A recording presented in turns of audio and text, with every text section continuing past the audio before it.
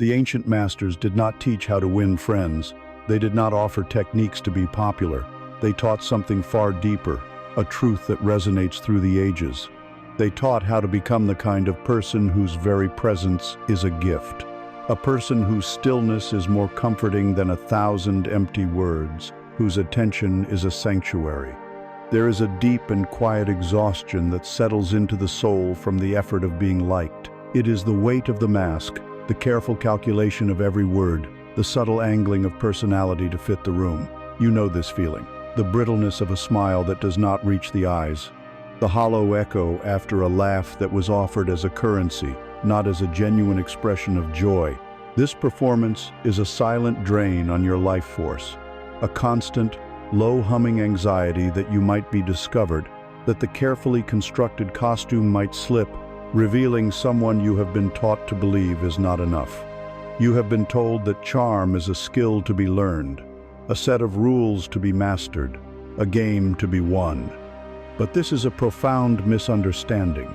It is the reason you are tired. It is the reason your connections can feel so fragile, so conditional. We are here to explore a different path, a path that leads not outward to the world of performance and approval, but inward to the source of true magnetism. This is a journey to uncover a charm that is not a skill, but a fragrance that emanates from a soul at peace with itself. It is not something you do, it is a resonance of what you have become. It is the natural consequence of tending to your own inner garden. It cannot be faked, it cannot be forced, and it does not seek validation. It simply is. It draws others in not by conquest, but by warmth. It creates connection not through effort, but through authenticity. This is an invitation to lay down the weight of performance, to unlearn the exhausting habits of people-pleasing. We will not be adding more rules to your mind. We will be dissolving the barriers around your heart. We will walk together into the quiet sanctuary of your own being, to rediscover the light that has always been there, waiting patiently beneath the layers of who you thought you were supposed to be. This is a journey to find the unspoken language of your own soul, and to finally allow it to be heard. Here, at the very beginning of this path, we arrive at the Great Gate. It is a gate that is not locked, yet it can feel impassable. It is guarded not by a monster, but by a ghost. The ghost of a single, primal fear, the deepest fear that governs our social lives, the fear of being disliked. Before we can speak of presence, of listening, of resonance, we must stand here, at this threshold, and look this guardian in the eye. All the masks you have ever worn were forged in the fire of this fear. Every time you have silenced your own truth, shrunk your own light, or betrayed your own heart with a reluctant, yes, it was this fear that held the hammer. It whispers that your survival, your safety, your worth are all contingent upon the approval of the tribe. It is an ancient echo, a piece of survival software from a time when being cast out meant certain death. But you are no longer huddled around a fire in the wilderness. The tribe is now a swirling, ever-changing sea of faces, opinions, and judgments, on the street and through the screen, and the software is malfunctioning. It is running constantly, draining your power, convincing you that the fleeting approval of strangers is more important than the steady, unwavering truth of your own soul. The cost of this obedience is immense. It is a slow death by 1,000 small compromises. It is the feeling of being a stranger in your own life, a puppet whose strings are held by the anticipated reactions of others. To live this way is to be a ghost yourself, haunting the edges of your own potential, never fully embodying the space you occupy. The courage to be disliked is therefore the first act of liberation. It is not an act of aggression or of rebellion for its own sake. It is not about becoming cold or cruel or deliberately offensive. It is a quiet revolution, a gentle but firm declaration of self-ownership. It is the decision to anchor your sense of self not in the shifting sands of public opinion, but in the bedrock of your own integrity. It is the moment you decide that your own self-respect is no longer for sale. Imagine you are a great ancient tree in the center of a vast field. Your roots run deep into the earth, intertwined with your core values, your deepest knowings, the truths you hold to be sacred. Your trunk is your integrity, your character, the solid living wood of your being. Your branches reach for the light, expressing your unique self to the world. Now, imagine the wind. The wind is the opinion of others. It is praise, it is criticism, it is gossip, it is judgment, it is fleeting trends and passing moods. It blows from the east one day and the west the next. If the tree were to try and bend itself completely to appease every gust of wind, what would it become? It would grow twisted, weak, its trunk compromised, its branches broken. It would have no form, no strength, no majesty. It would not be a shelter for anything. It would betray its own nature, its very treeness, in a futile attempt to please the impermanent. The great tree does not do this. It stands, its roots hold it firm. It allows the wind to blow through its leaves, to rustle its branches. It can sway, it can be flexible, but its core does not yield. In fact, it is the constant pressure of the wind that strengthens the tree. The resistance builds thicker bark, a stronger trunk, deeper roots. The tree does not hate the wind. It does not fight the wind.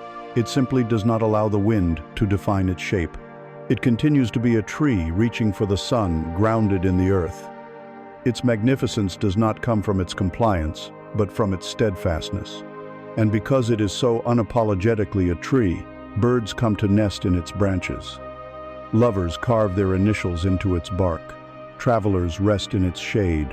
They are drawn not because the tree bent for them, but because it stood for something.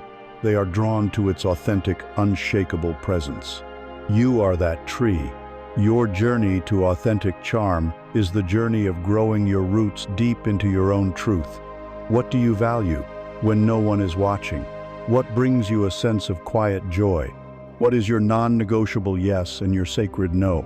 This is the work, the deep, often silent work of self-inquiry. And as you become more familiar with your own roots, you will find the courage to stand. You will find that the approval of others is like candy, a quick, sugary rush that leaves you empty and craving more. But your own self-approval, the quiet hum of alignment that comes from living in accordance with your own values, this is bread. It is nourishment. It sustains you. This does not mean you become deaf to feedback or closed off from connection. The great tree interacts with its environment. It feels the sun. It drinks the rain. In the same way, you can listen to others. You can learn. You can empathize. You can love. The difference is that you listen from a place of centeredness, not from a place of need. You are not listening for clues on who you should be. You are listening as a whole being, engaging with another whole being. The desperate, needy energy of, do they like me? Am I doing it right? Is replaced by a calm, open curiosity. Who is this person before me? What can we share in this space between us? How can I be true to myself while honoring the truth in them? This is an entirely different energetic posture. It is open, not grasping. It is confident, not arrogant. The paradox is that the moment you genuinely grant yourself the freedom to be disliked, you become infinitely more likable. Not to everyone, and that is the point. You will lose the audience that was only interested in your performance, the ones who were drawn to your mask. This is a necessary and healthy shedding. In their place, you will attract your tribe. You will attract those who are drawn to the solid presence of the tree, not the fickle dance of the leaf. They will be drawn to your authenticity because it gives them permission to be authentic themselves. Your courage becomes a quiet sanctuary for them, a space where they too can lay down their masks and simply be. They feel safe in your presence because they sense that you are not trying to get anything from them. You are not seeking their vote, their applause, their validation. You are simply there, rooted in your own being, and from that grounded place, you have so much more to give. So let this be your first practice, not an action, but a shift in awareness. Throughout your day, notice the pull. Notice the subtle urge to agree when you disagree, to smile when you feel somber, to offer a compliment that isn't true. Just notice it. See the ancient ghost at the gate. You do not need to fight it. Simply see it for what it is. An old program, an echo. And in seeing it, you create a space between the impulse and your action. In that space lies your freedom. You can then choose. Perhaps you choose silence instead of false agreement. Perhaps you choose a neutral expression over a fake smile. You begin in small, quiet ways to vote for yourself. You begin to water your own roots. This is the foundation. This is the clearing of the sacred ground upon which everything else will be built. For in the space that opens up, when the clamor for approval finally quiets, you begin to hear something else. You begin to hear the profound resonance of your own stillness. And so, you stand at the gate. You have looked the ghost of disapproval in the eye, and in holding your ground, you have refused to give it your power. A space begins to open. At first, it might feel unfamiliar, even empty. The frantic, internal clamor for validation, the constant mental rehearsal of what to say next, begins to subside. Into this newfound quiet, a different quality of being emerges. This is the resonance of stillness. Our world is terrified of silence. We have been conditioned to see it as a failure, a void, a social dead end. An awkward silence is something to be filled at all costs, with any triviality, any distraction, any noise that can save us from the perceived abyss. But the awkwardness is never in the silence itself. The awkwardness is a direct projection of the anxiety within the people sharing it. It is the palpable tension of two minds frantically searching for a script, for a mask, for a way to perform their way back to safety. The silence simply reveals the inner chaos that our constant chatter is designed to conceal. The person who is truly charismatic, truly magnetic, has made peace with this space. They have discovered that stillness is not empty, it is full. Imagine your mind is a great ancient bronze bell. For most of us, this bell is never at rest. It is constantly being pelted by small stones, the stones of worry, of future planning, of replaying past conversations, of self-criticism, of what we need to do next. The result is not a beautiful resonance, but a constant, tinny, agitating clatter. It is a stressful, chaotic noise. And because we are so used to this inner noise, the absence of external noisy pause in conversation makes our internal clatter deafeningly loud. Our desperation to speak, to fill the silence, is a desperate attempt to drown out our own inner chaos. We are not just trying to make the other person comfortable, we are fleeing from ourselves. Now, imagine a different state. Imagine through practice, through awareness, through the courage to not be constantly performing, the stones stop hitting the bell, the frantic energy subsides. The bell simply hangs, silent, heavy, potent. It is not empty, it is full of potential. It is full of a deep, grounded, quiet energy. Its silence is not awkward, it is profound, it has substance. This is the inner state of a person who is at home in their own being.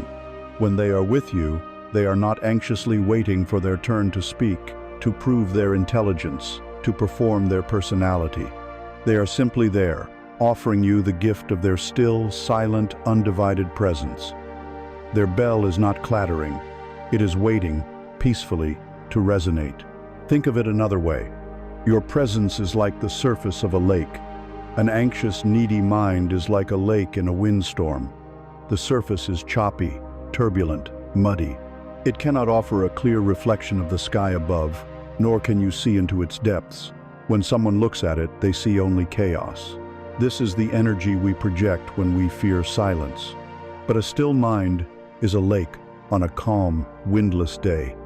Its surface is like glass. It perfectly reflects the face of the person looking into it.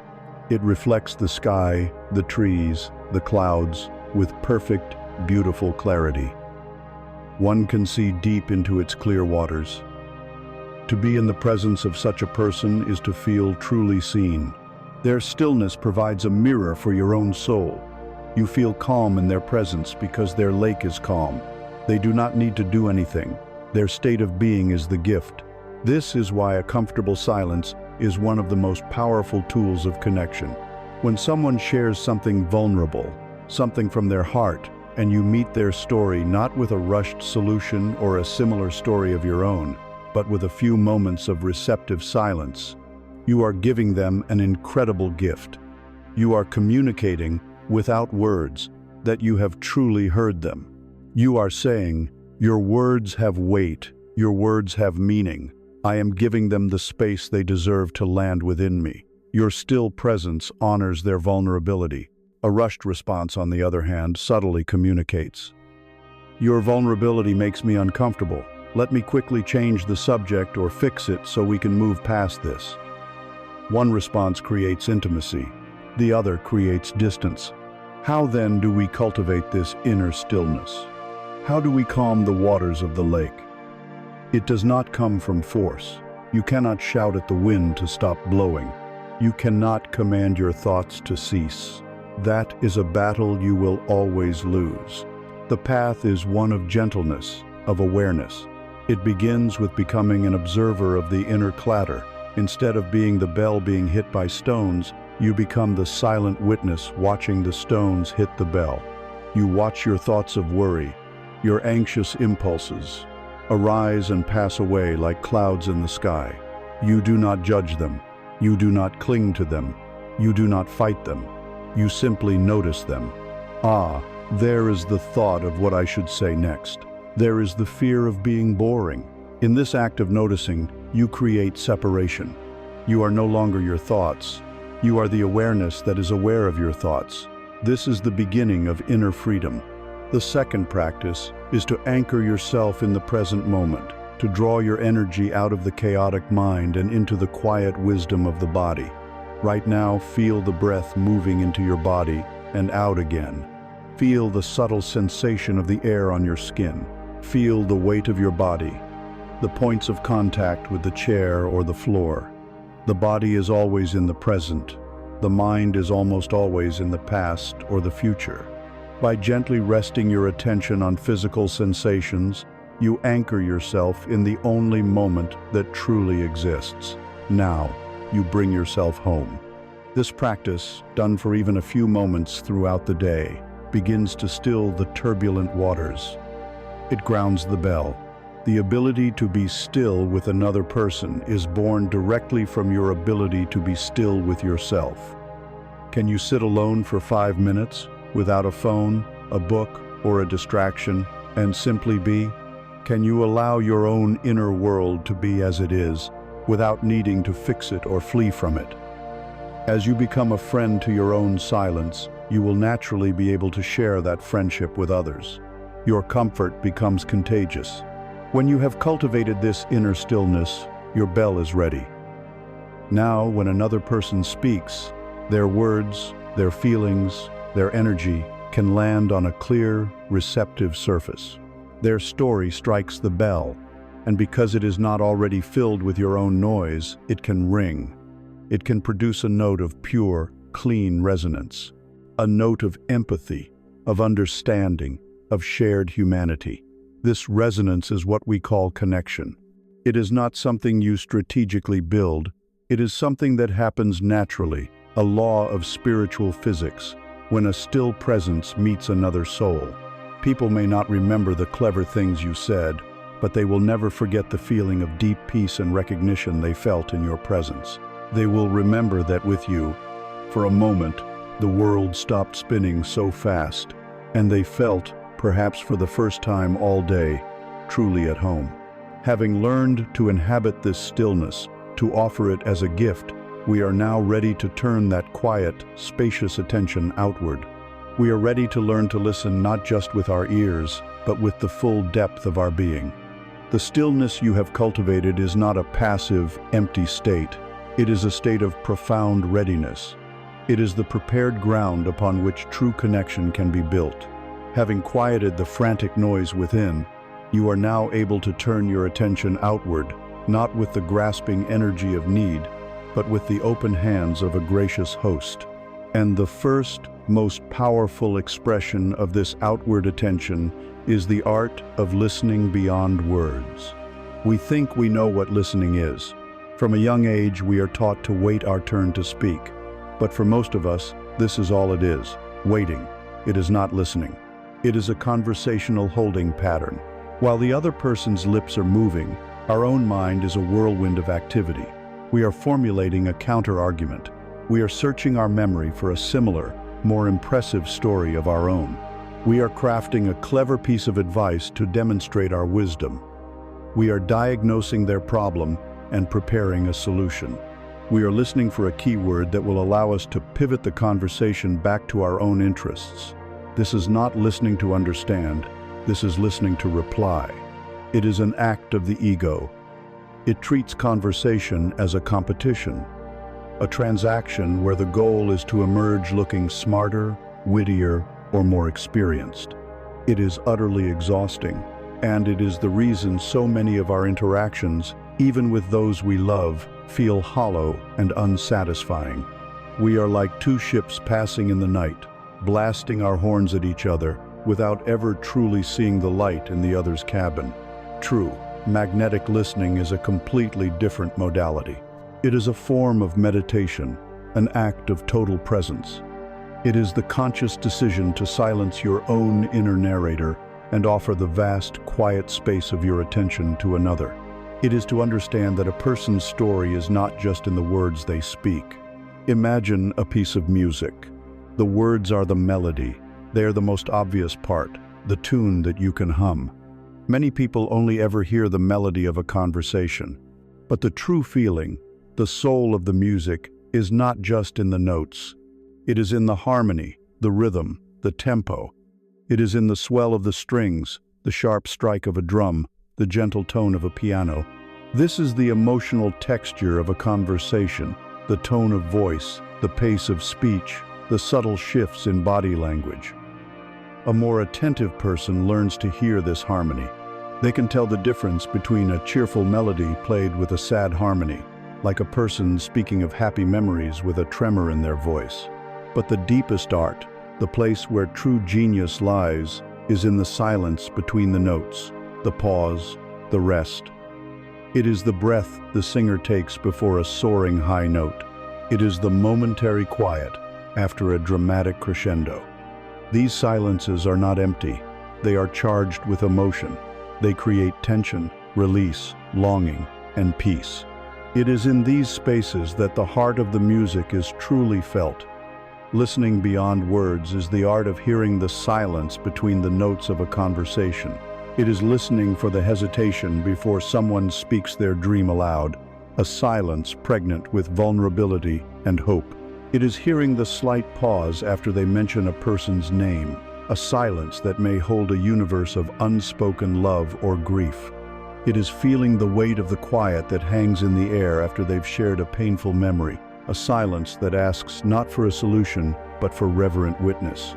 To offer this kind of listening is to offer a sanctuary. You are not a mechanic, there to fix their engine. You are not a judge, there to deliver a verdict on their life. You are a sacred space. You are the still lake, reflecting them back to themselves with perfect clarity. In your unwavering, non-judgmental attention, they begin to hear themselves more clearly. They unravel their own thoughts, find their own answers, and feel the profound relief of being fully witnessed. This is a rare and precious gift in a world that is always trying to correct, to manage, and to improve. So, what do we listen for in these sacred silences? We listen for the emotion simmering beneath the surface of the words. The story is that they are fine, but the harmony is one of exhaustion. You listen to the harmony. The story is a funny anecdote, but the silence after the punchline is tinged with sadness. You listen to the silence. You are not listening to expose them or to say, "Aha, I know how you really feel." You are simply holding a compassionate space for the whole of their experience, the spoken and the unspoken. You listen for the themes that echo and repeat, the unconscious metaphors they use to describe their world. These are windows into their soul, offered unknowingly. Most importantly, You listen for the unspoken question. Rarely do people want your answers. More often, they are desperately trying to formulate their own question, and they need a safe sounding board to do so. Your deep listening, your occasional gentle query, "What was that like for you?" or "How does that feel in your body now?" can be the catalyst that allows their own inner wisdom to surface. You are not giving them a fish. You are helping them discover that they have been holding a fishing rod all along. The practice of this art begins with a single, conscious intention: to drop your own story. As you enter a conversation, imagine placing your own needs, your own advice, your own brilliant anecdotes into a small box and setting it beside you. Just for now, you will not need it. Your only task is to be an empty vessel, ready to receive. This requires humility and strength. It means resisting the ego's frantic urge to prove itself. Then, listen with your entire body. Your body is a finely tuned resonant instrument. As they speak, notice what happens within you. Does your chest tighten in empathy? Do you feel a warmth spread through you? Does a sense of peace settle over you? Your body's reactions are part of the data stream. They are your intuition speaking, picking up on the subtle, energetic broadcast that accompanies all words. This is not about losing yourself in their emotion, but about using your own physical awareness as a compass to better understand the emotional landscape of the conversation. Cultivate a genuine curiosity. Look at the person before you as a unique and fascinating universe of experience. You have never been inside their mind, you have never walked in their shoes. Release all assumptions. This curiosity will keep your ego at bay and your heart open. It will make your listening active and alive. When you give this gift to another, something magical happens. The walls of loneliness and alienation begin to dissolve. A bridge of trust is built, not on the flimsy ground of shared opinions, but on the bedrock of shared presence. The person who has been heard by you in this way will feel seen, valued, and safe. They will be drawn to your presence not because you are entertaining or impressive, but because in your company, they feel more connected to themselves. You become a refuge. This profound act of seeing with your ears is the foundation of all meaningful human connection. And when you truly listen in this way, you are doing more than just hearing sounds. You are beginning to see. You are looking past the surface personality and beginning to glimpse the soul within. And the way you look, the quality of your gaze, holds a power all its own. The quiet sanctuary of your stillness has allowed you to truly listen, to hear the music behind the words and the meaning in the silence. This deep listening is an act of profound seeing, an opening of an inner eye. For as you quiet your own mind, you cease to look at the world through a filter of your own needs and agendas, and you begin to perceive what is truly there. The primary instrument of this perception, the channel through which this deep seeing is communicated, is your gaze. The way you look at another person holds a power that can heal or wound, build walls or open doors. Your eyes are not merely passive windows that let light in. They are active projectors that broadcast the entire state of your inner world. Before we can understand the power of a soulful gaze, we must first recognize its common counterfeits, the ways of looking that create distance and pain. There is the consuming gaze, the gaze of want. It looks upon another person not as a being, but as an object, a potential source of pleasure, advantage, or validation. It is the gaze of the hungry ego, and it makes the other person feel like a product on a shelf, appraised for its utility. It is a gaze that takes, that seeks to possess, and it leaves one feeling diminished and used. Then there is the assessing gaze, the gaze of judgment. This gaze sweeps over a person like a scanner, cataloging their flaws, measuring them against an invisible standard, classifying their clothes, their speech, their status. It is a cold, clinical gaze that places the other person in a box, under a label. It makes one feel self-conscious, defensive, as if they are perpetually on trial. Finally, and perhaps most prevalent in our age, is the distracted gaze. It is the glance that flickers away to a phone, that scans the room over a shoulder, that looks through a person rather than at them. This gaze, often unintentional, carries the most brutal message of all. You are not worthy of my attention. You do not matter. It is a small death to the soul to be met with such a gaze. These three ways of looking all spring from the same source: a mind preoccupied with itself. They are the projections of an ego that is seeking, judging, or escaping. The soulful gaze, the gaze that holds the power of authentic charm, is born from a completely different inner posture. It is born from the stillness you have cultivated. It is a gaze of pure presence. Imagine that every single person you meet, without exception, is a vast and complex universe. Within them are swirling nebulae of dreams, brilliant, burning suns of passion and love, and ancient, quiet stars of wisdom. They also contain dark matter, the regions of their pain, their fear, their secret grief.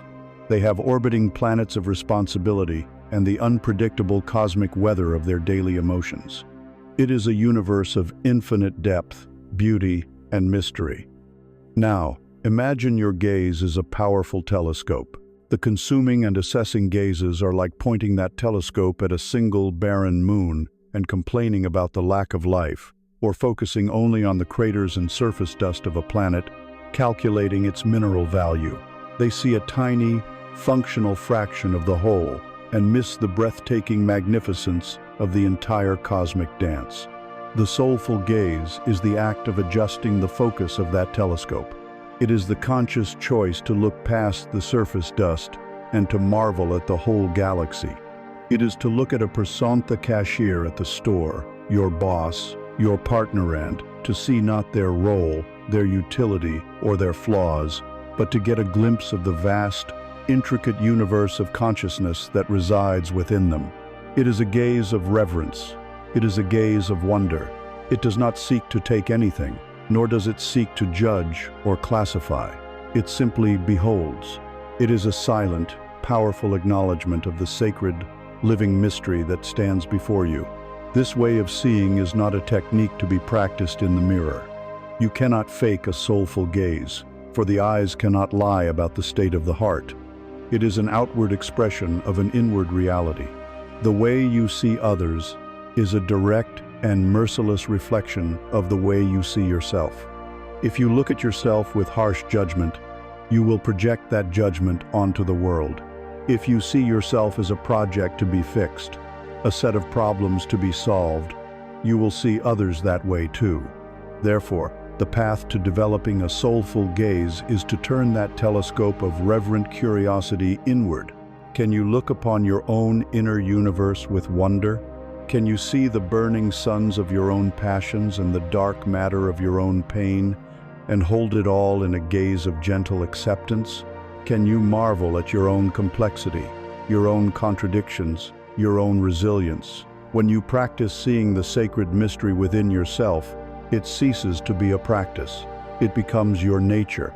And when you look out at the world from this place, you cannot help but see the sacred mystery in others. The spirit of this gaze is perfectly captured in the ancient greeting, Namaste. It means, the divine light in me bows to the divine light in you. This is not a religious statement. It is a statement of profound energetic recognition. It is the soul acknowledging the soul. A soulful gaze is a silent, continuous namaste. You can cultivate this. When you speak with someone, make the gentle effort to truly look at them. See the color of their eyes. Notice the small expressions that flicker across their face. Consciously drop the labels you have assigned to them and simply meet them as one consciousness meeting another. Let your gaze be soft, open, and receptive. Let it communicate what your deep listening has already established. I am here with you. I see you. You are safe. Hold their gaze for a moment longer than is customary, not with aggression, but with a quiet confidence that is rooted in your own stillness. In that moment of shared, open-eyed presence, a powerful connection is forged, far beyond the realm of words. To be seen in this way is profoundly healing. For a person who has spent their life feeling judged, consumed, or ignored, to be held in a gaze of simple, reverent seeing can be a life-altering experience. It melts away their defenses. It quiets their own inner critic. Your gaze gives them permission to be more fully themselves because it reflects their own inner beauty back to them, a beauty they may have forgotten was there. This is the pinnacle of authentic charm. It is not about making people think you are magnificent. It is about your presence making them realize that they are magnificent. When we learn to see the universe within another, to behold them with this gentle awe, we inevitably begin to appreciate the unique beauty of our own. We start to understand that the cosmic dust, the craters, and the imperfections are not flaws in the design, but essential parts of what makes the art so breathtaking. This brings us to the profound liberation found in the grace of imperfection. The gaze of reverence, turned inward and outward, allows you to see the vast, starlit universe within yourself and others. As you hold this gaze, you begin to notice that the universe is not a pristine, polished sphere. It is filled with cosmic dust, with asteroid scars, with ancient, cooled-down stars, and the beautiful chaos of new creation. You start to understand that these are not flaws in the design. They are the very texture of existence, the elements that make the cosmic art so breathtaking. This realization brings you to a doorway of profound liberation, a space known as the grace of imperfection. We live under the silent, crushing tyranny of the flawless. Our modern world has built a grand cathedral to the idea of perfection. It is in the curated images of lives without struggle, bodies without scars, and careers without missteps. We are relentlessly sold an illusion of a smooth, seamless existence, and we are taught to see our own cracks, our own vulnerabilities, and our own failures as signs of deep personal defect. This creates a culture of hiding. We become experts in camouflage. We learn to apply the concealer of a bright smile over our sadness, the bravado of a loud voice over our insecurity, and the polished veneer of success over our secret fears of being inadequate. This constant performance, this desperate effort to hide our cracks, is the very engine of inauthenticity. It is a full-time job managing the facade, and it leaves us terrified of being truly seen, for fear that if someone gets too close, they will see the fissures in our foundation. There is a wiser, more ancient way. In the Japanese art of kintsugi, or golden joinery, when a cherished piece of pottery breaks, it is not discarded. To do so would be to dishonor its history. Instead, the artisan painstakingly gathers the broken pieces and mends them back together, using a special lacquer mixed with powdered gold, silver, or platinum. The result is a piece of pottery that is not only functional again, but is now considered more beautiful and more valuable than it was before it was broken. The philosophy of kintsugi does not try to hide the damage. It illuminates it. It celebrates it. The golden seams become a map of the object's journey, a testament to its resilience. The breakage and the repair are now integral parts of its story, adding a layer of depth and beauty that a pristine, unbroken piece could never possess. The cracks are the source of its new, unique magnificence. This is perhaps the most powerful metaphor for the human soul. You, in your journey through life, have been broken. You have been cracked by heartbreak, chipped by failure, shattered by loss, and worn down by disappointment. Our culture, the culture of the flawless, tells you to hide these cracks, to be ashamed of them, to pretend they never happened. The spirit of kintsugi invites you to a more courageous and beautiful path. It invites you to see your wounds not as a source of shame, but as the very places where the gold can enter. The pain you endured, the mistakes you made, the grief that carved you open, these are not your flaws. These are your golden seams. The gold is the compassion you gained from having your heart broken. It is the humility you learned from a spectacular failure. It is the resilience that was forged in you when you had no choice but to piece yourself back together. It is the empathy that now allows you to connect with another's pain because you recognize its landscape. Your supposed imperfections are the source of your deepest beauty and your most profound strength. The person who embodies this grace of imperfection possesses a rare and irresistible charm. They do not pretend to have all the answers. They do not project an aura of invulnerability. Because they are not trying to be perfect, they are incredibly restful to be around. In their presence, you can exhale. You can let your own mask slip because you are not being measured against an impossible standard. Their acceptance of their own humanity gives you permission to accept yours. They have a quiet confidence that is deeply reassuring, a confidence that is not rooted in a flawless track record, but in the knowledge that they can survive being broken. They have met their own dragons and carry the marks of the encounter, not with shame, but with a quiet dignity. This vulnerability becomes their greatest strength. When such a person speaks of a past mistake, not with self-pity but with the simple honesty of a story learned from, they create an instantaneous bond. They are offering you a piece of their truth, a glimpse of their own golden seams.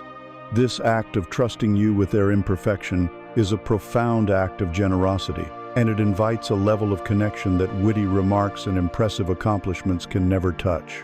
It is in sharing our beautiful, flawed humanity that we truly find one another. This is a practice of inner alchemy, of learning to mend your own soul with gold. It begins with a gentle inventory. Take a quiet moment and dare to look at the pieces of yourself that you have hidden in the dark, the parts you have deemed broken or shameful, the business that failed, the relationship that ended, the time you acted out of fear, the aspect of your body you despise. Do not look with judgment. Look with the curious and compassionate eyes of a kintsugi master. For each crack, ask the question, what is the gold here? What strength did I discover in that moment of weakness? What did that failure teach me that success never could have? What compassion for others did that pain open in my heart? At first, it may be hard to see, but stay with it. The gold is always there. It is the wisdom, the empathy, the humility, the forgiveness, the deepened character that was forged in the fire of that experience. As you practice this, you begin to change the story you tell yourself. The narrative of "I am broken" slowly transforms into "I am resilient, and my experience has made me more beautiful." You stop living in fear of your past being exposed, because you have reframed it as a source of your strength. This doesn't mean you broadcast your vulnerabilities to the world, but that the fear of them being seen no longer holds you captive. You integrate your whole story. You become whole, not by being seamless, but by embracing the seams. This embrace of your own beautifully flawed humanity is the ultimate act of grace. You stop waiting for the world to give you permission to be worthy. You grant it to yourself.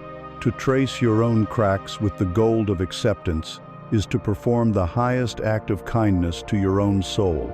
It is to look at all the shattered pieces of your past and your present and to say with unwavering love, all of you is welcome here.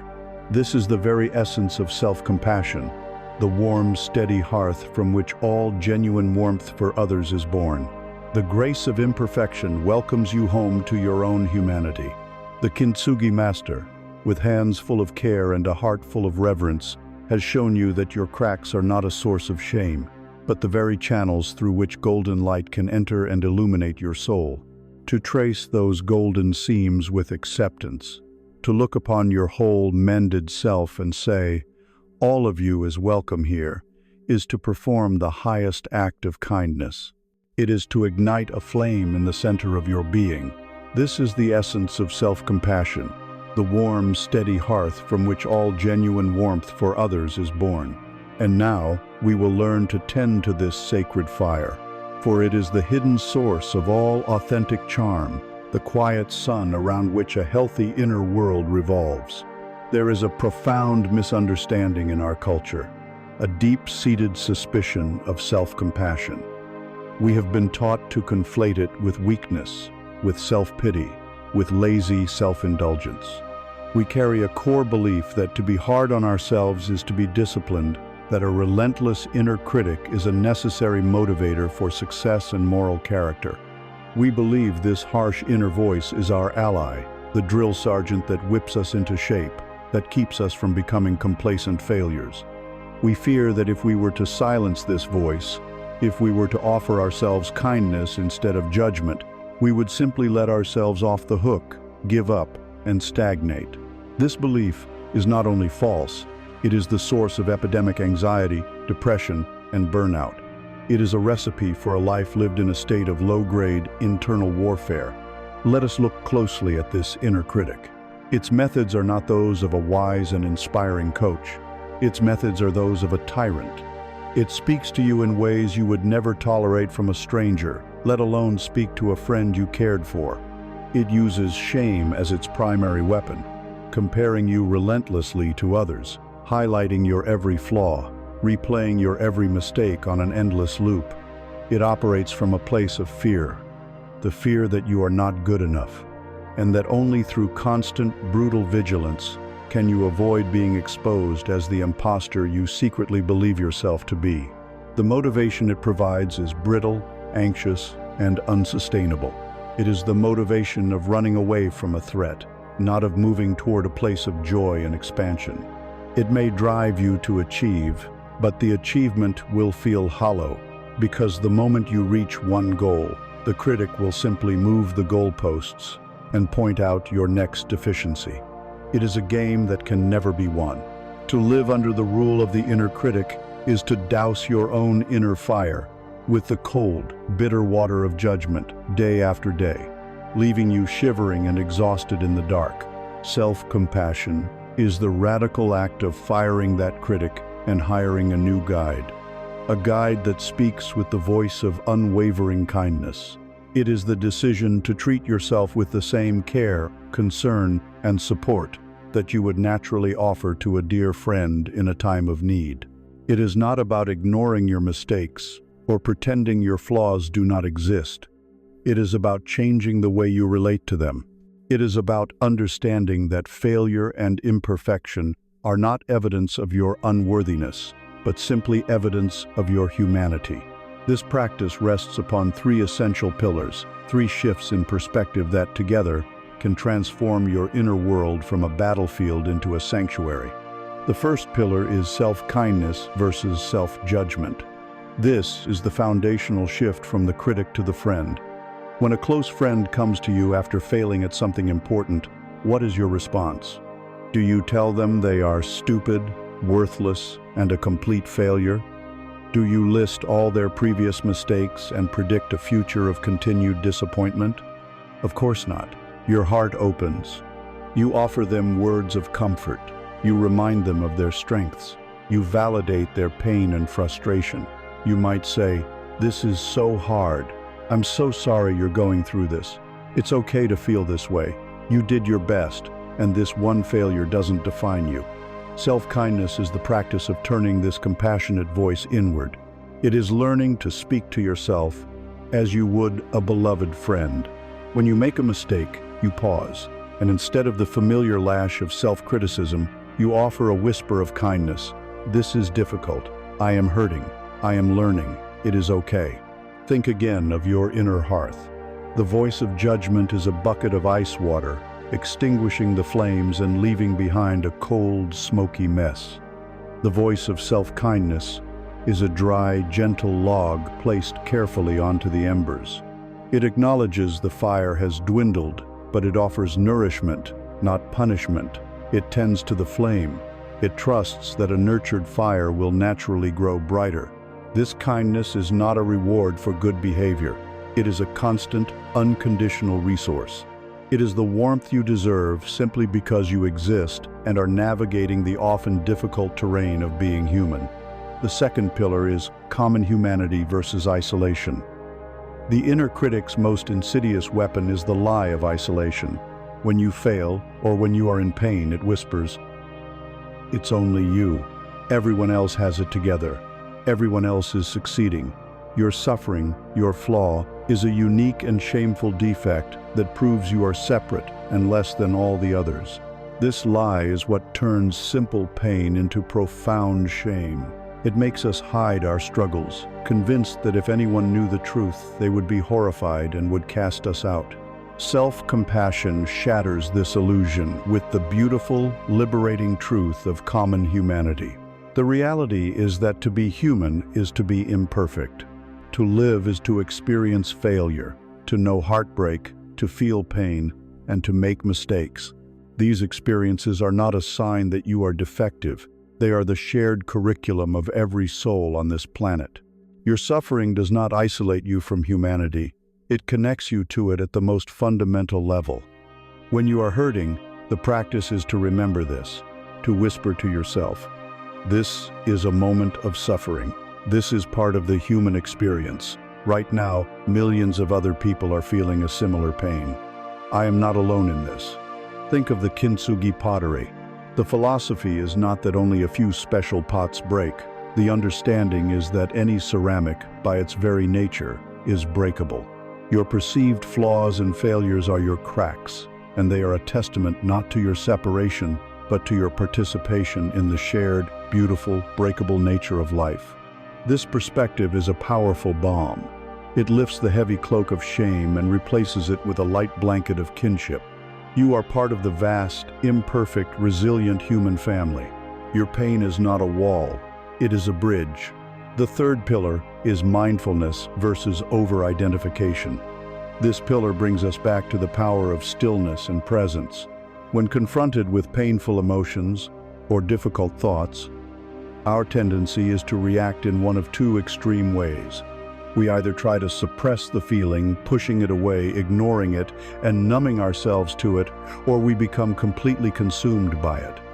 This is over-identification. When we are over-identified, the pain takes over our entire identity. The thought is not, "I am feeling a wave of sadness," but "I am sad." The failure is not, "I experienced a failure," but "I am a failure." We fuse with the negative emotion, and it becomes the totality of our reality. Mindfulness offers a wise and balanced middle path. It is the practice of holding our pain in a spacious, loving awareness. We acknowledge the difficult feeling without judgment, but we also do not allow it to become the entire story. We can say, "Ah, there is the feeling of shame. I feel it in my chest. It is heavy." By observing it as a phenomenon passing through us, we avoid becoming it. Think of the pain as a powerful storm cloud. Over-identification is believing you are the cloud, dark and full of lightning. Mindfulness is recognizing that you are the vast, open blue sky in which the storm cloud is appearing. The sky is not afraid of the cloud. It has space for the cloud. It allows the cloud to rain, to thunder, and eventually to pass, all without being harmed or defined by it. This balanced awareness prevents us from being hijacked by our emotions. It allows us to feel them fully without being drowned by them, which is essential for emotional resilience. When these three pillars, self-kindness, common humanity, and mindfulness are built into your inner world, the entire structure of your being begins to change. The cold, drafty prison run by the inner critic is transformed into a warm, inviting hearth, a sanctuary of self-acceptance. And it is from this place of inner nourishment that true, effortless charm radiates outward. This brings us to the simple, profound wisdom of the empty cup. You cannot pour for others what you do not have for yourself. When you operate from a place of self-criticism and inner deficit, your attempts to be kind, loving, or generous to others are always tainted. You give with the subtle, unconscious hope that they will give back to you the validation and warmth you cannot give yourself.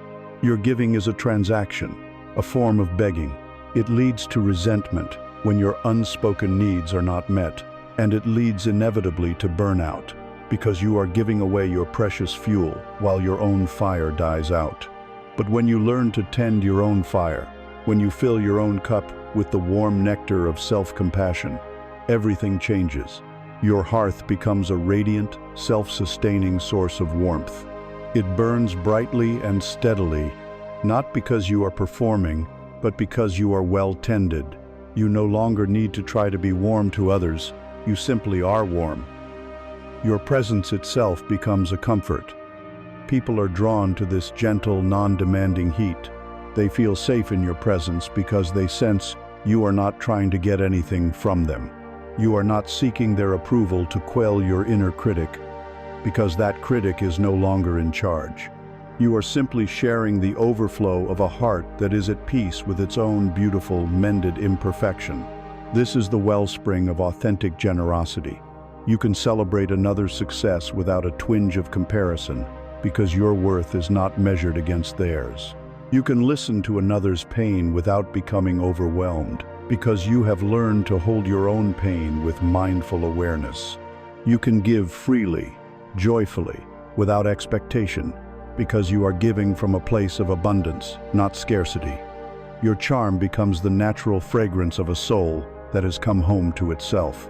Let us close this part of our journey with a moment of practice, to bring this from an idea in the mind to a feeling in the body. Find a comfortable position and gently close your eyes. Bring to mind something about yourself that you are struggling with, a perceived flaw or a recent mistake. Allow yourself to feel the discomfort that this brings up in your body.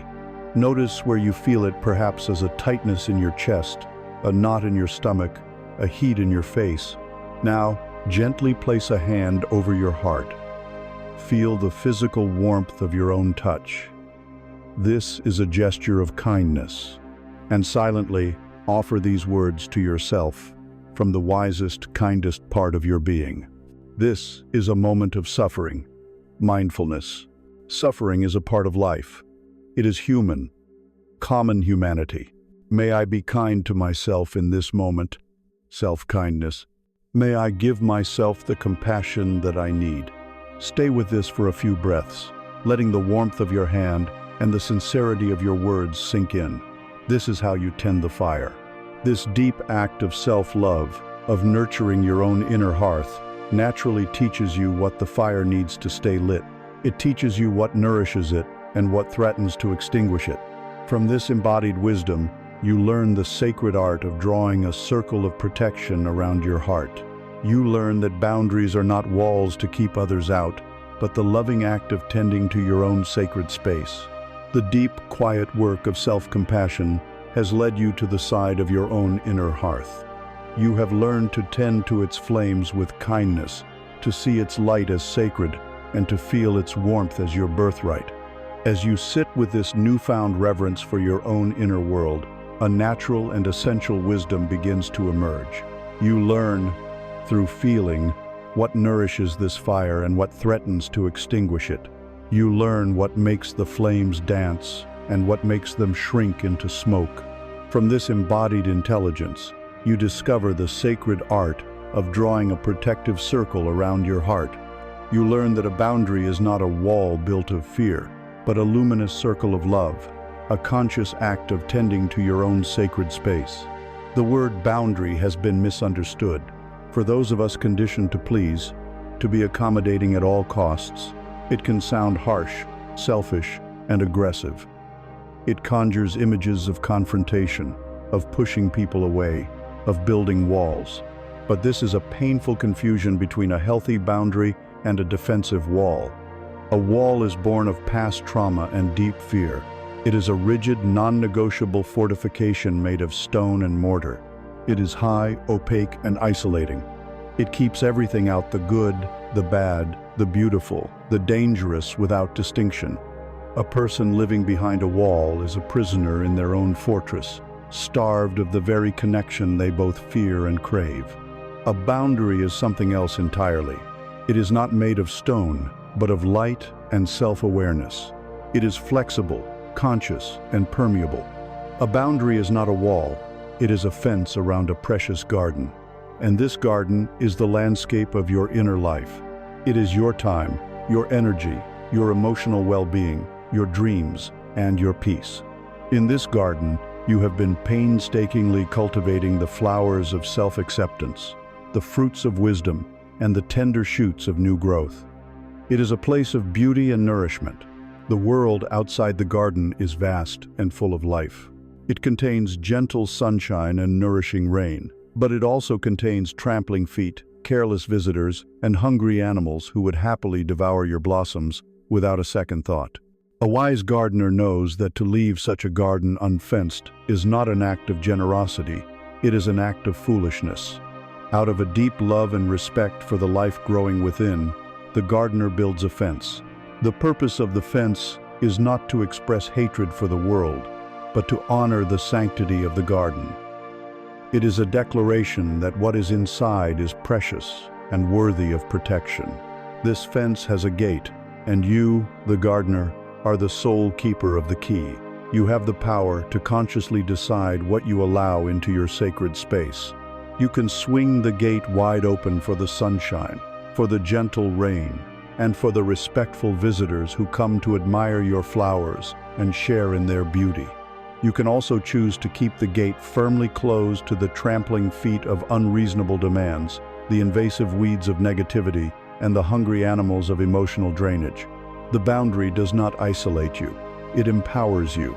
It moves you from a position of helpless reactivity to the world's demands into a position of conscious, loving creation of your own life. A person who has learned to tend their garden in this way possesses a unique and powerful charm. Their boundaries, far from pushing people away, actually draw the right people closer. They radiate a quiet confidence, a palpable aura of self-respect. They non-verbally communicate that they value their own energy and time, and this self-valuation is deeply attractive. We are naturally drawn to those who know their own worth, who are not desperately seeking it from the outside world. Paradoxically, people feel profoundly safe around someone with clear, healthy boundaries. They know where they stand. They understand that a yes from this person is a true, wholehearted gift, not a reluctant concession given out of guilt, which will later curdle into resentment. They also learn that a no from this person is not a personal rejection, but a clean, honest act of self-care. This reliability builds immense trust. You know that this person will not allow you to take more than they are willing to give, which frees you from the anxiety of wondering if you are imposing. Their boundaries create a space of clarity and respect for both parties. This practice requires you to become a student of your own energy.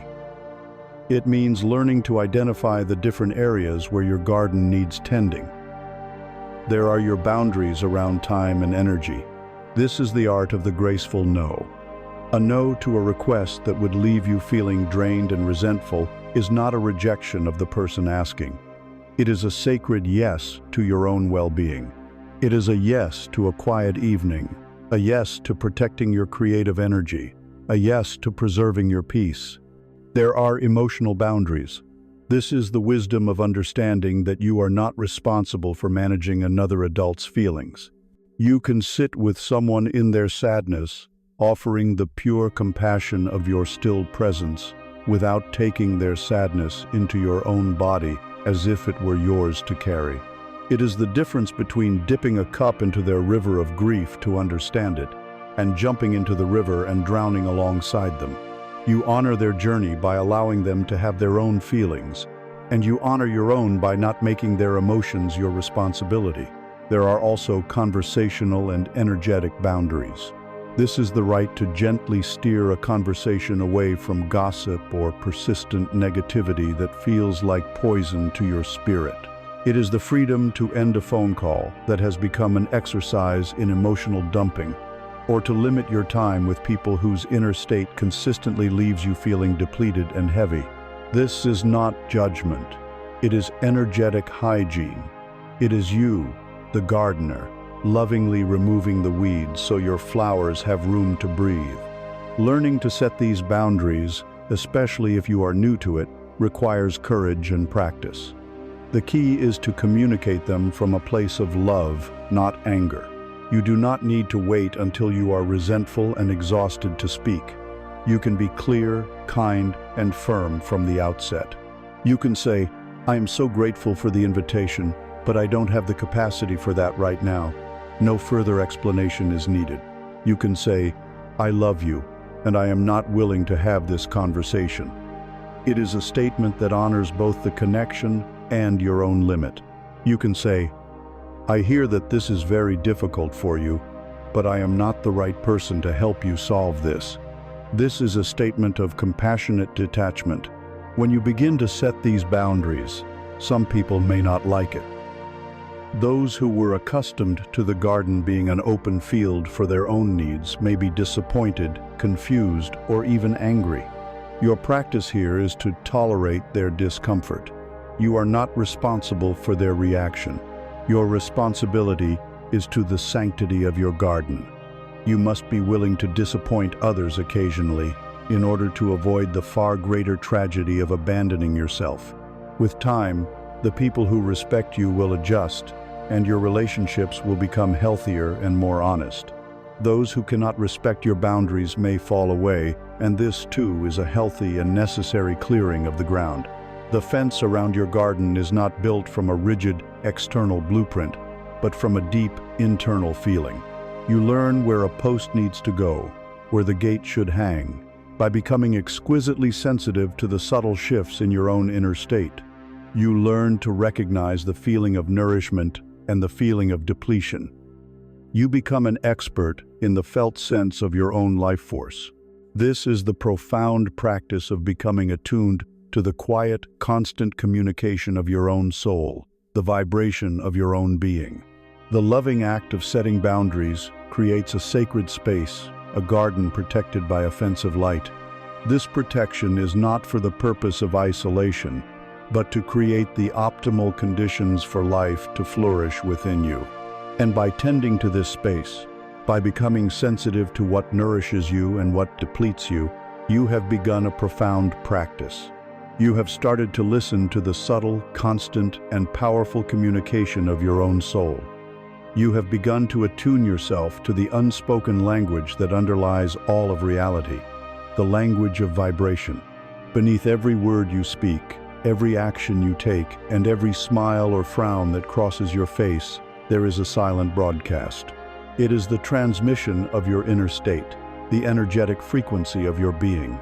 This is the truth that sensitive people, children, and animals have always known.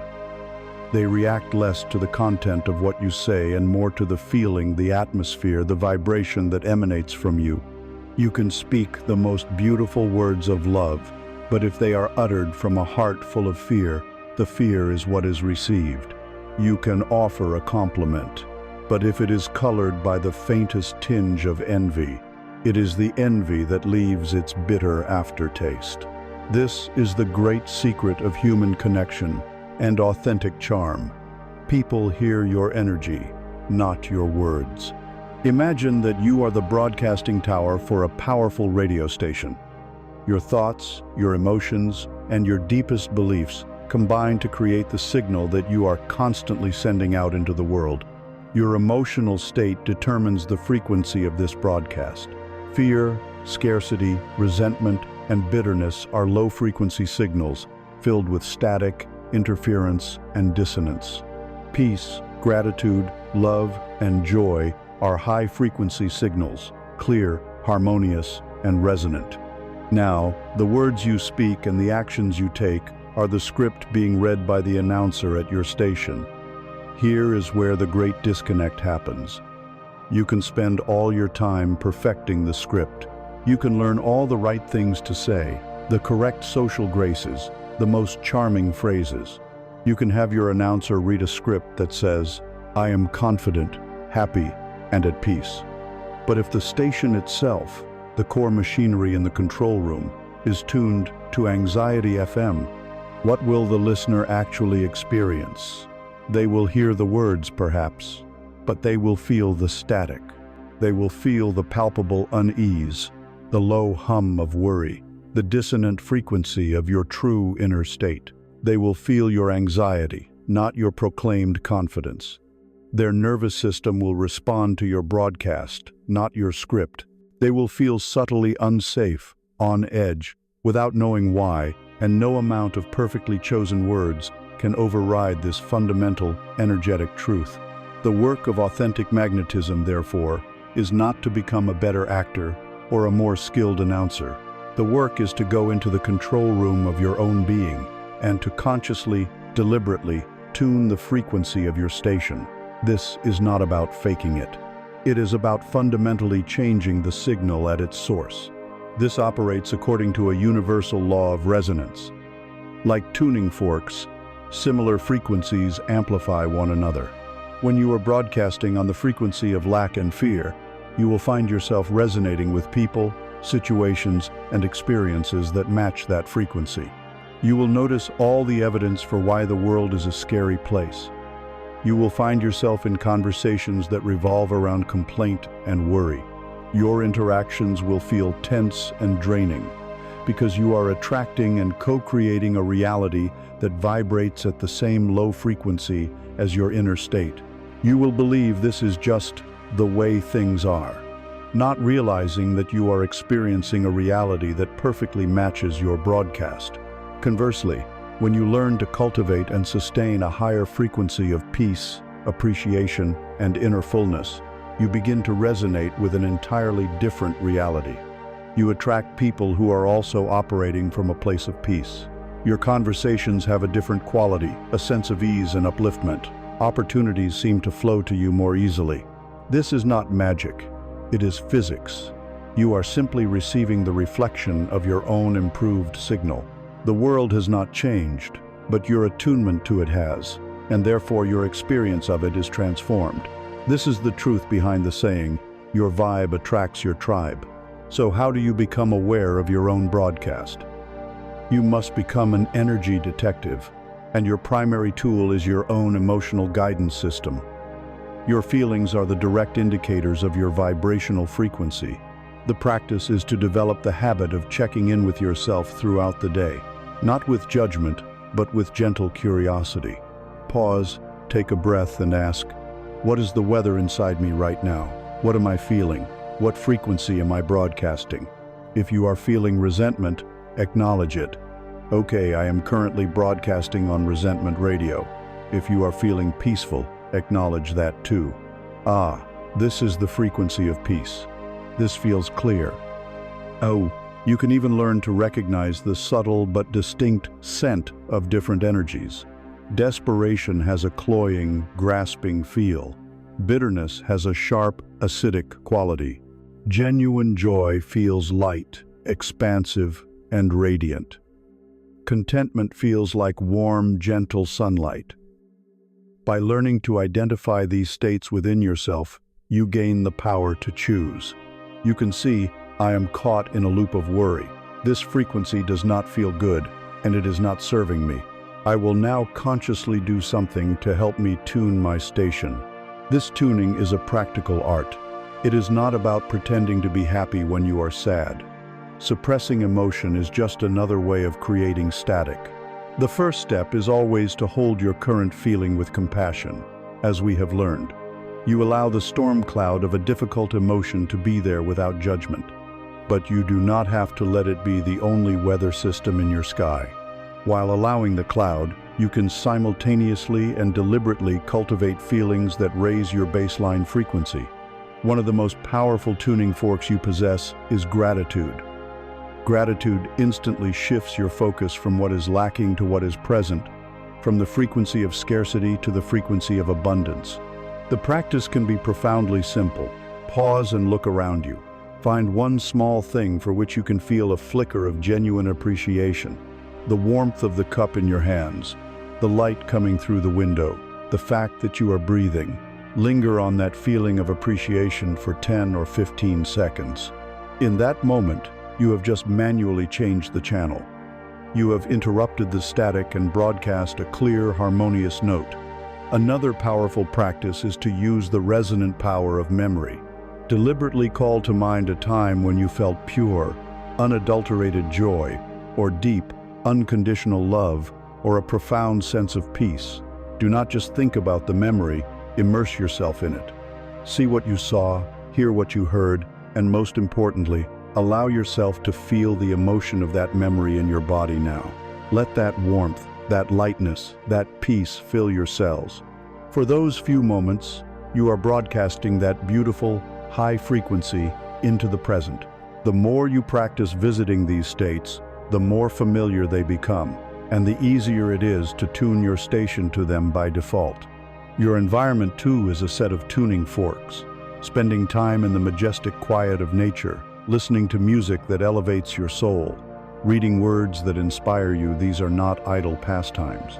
They are acts of deliberate vibrational alignment. You are consciously choosing to immerse your own energy field in a clearer, higher frequency, making it easier for your own system to resonate with it. Tuning your frequency is not a mystical, abstract art. It is the practical and profound work of tending to the very source of the broadcast.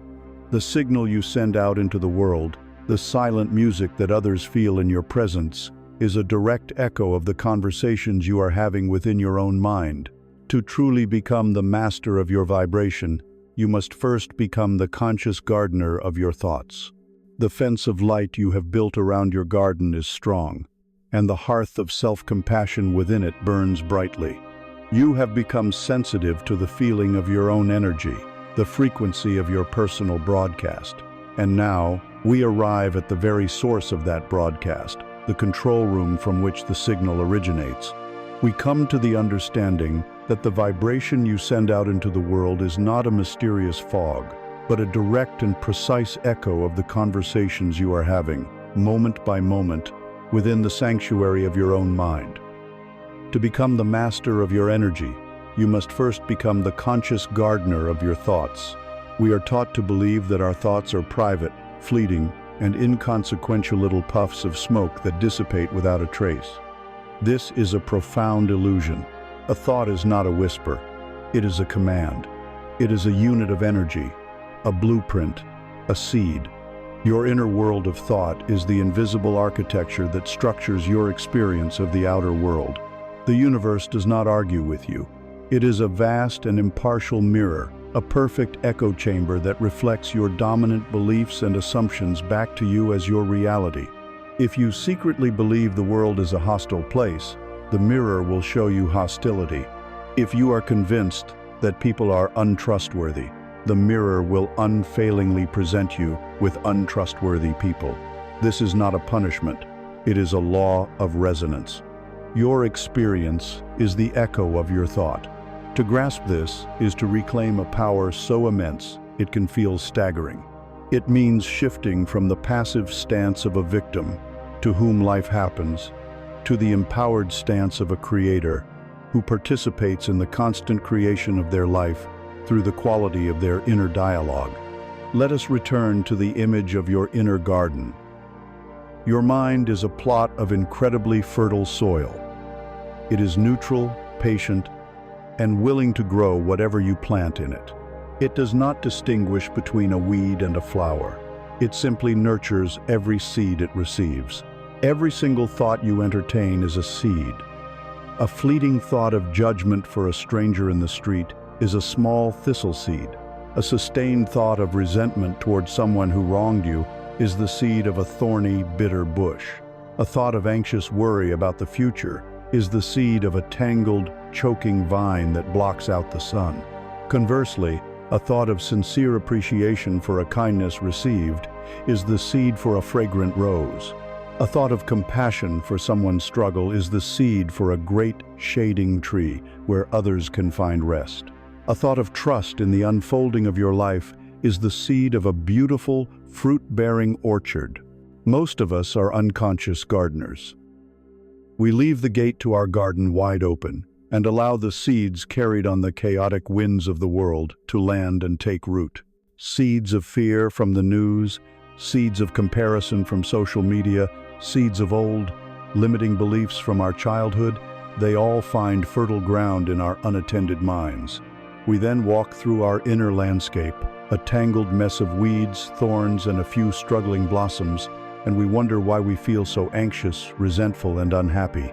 We look at the state of our garden and believe this is simply our lot in life, not realizing that it is the direct result of our unintentional, unconscious planting.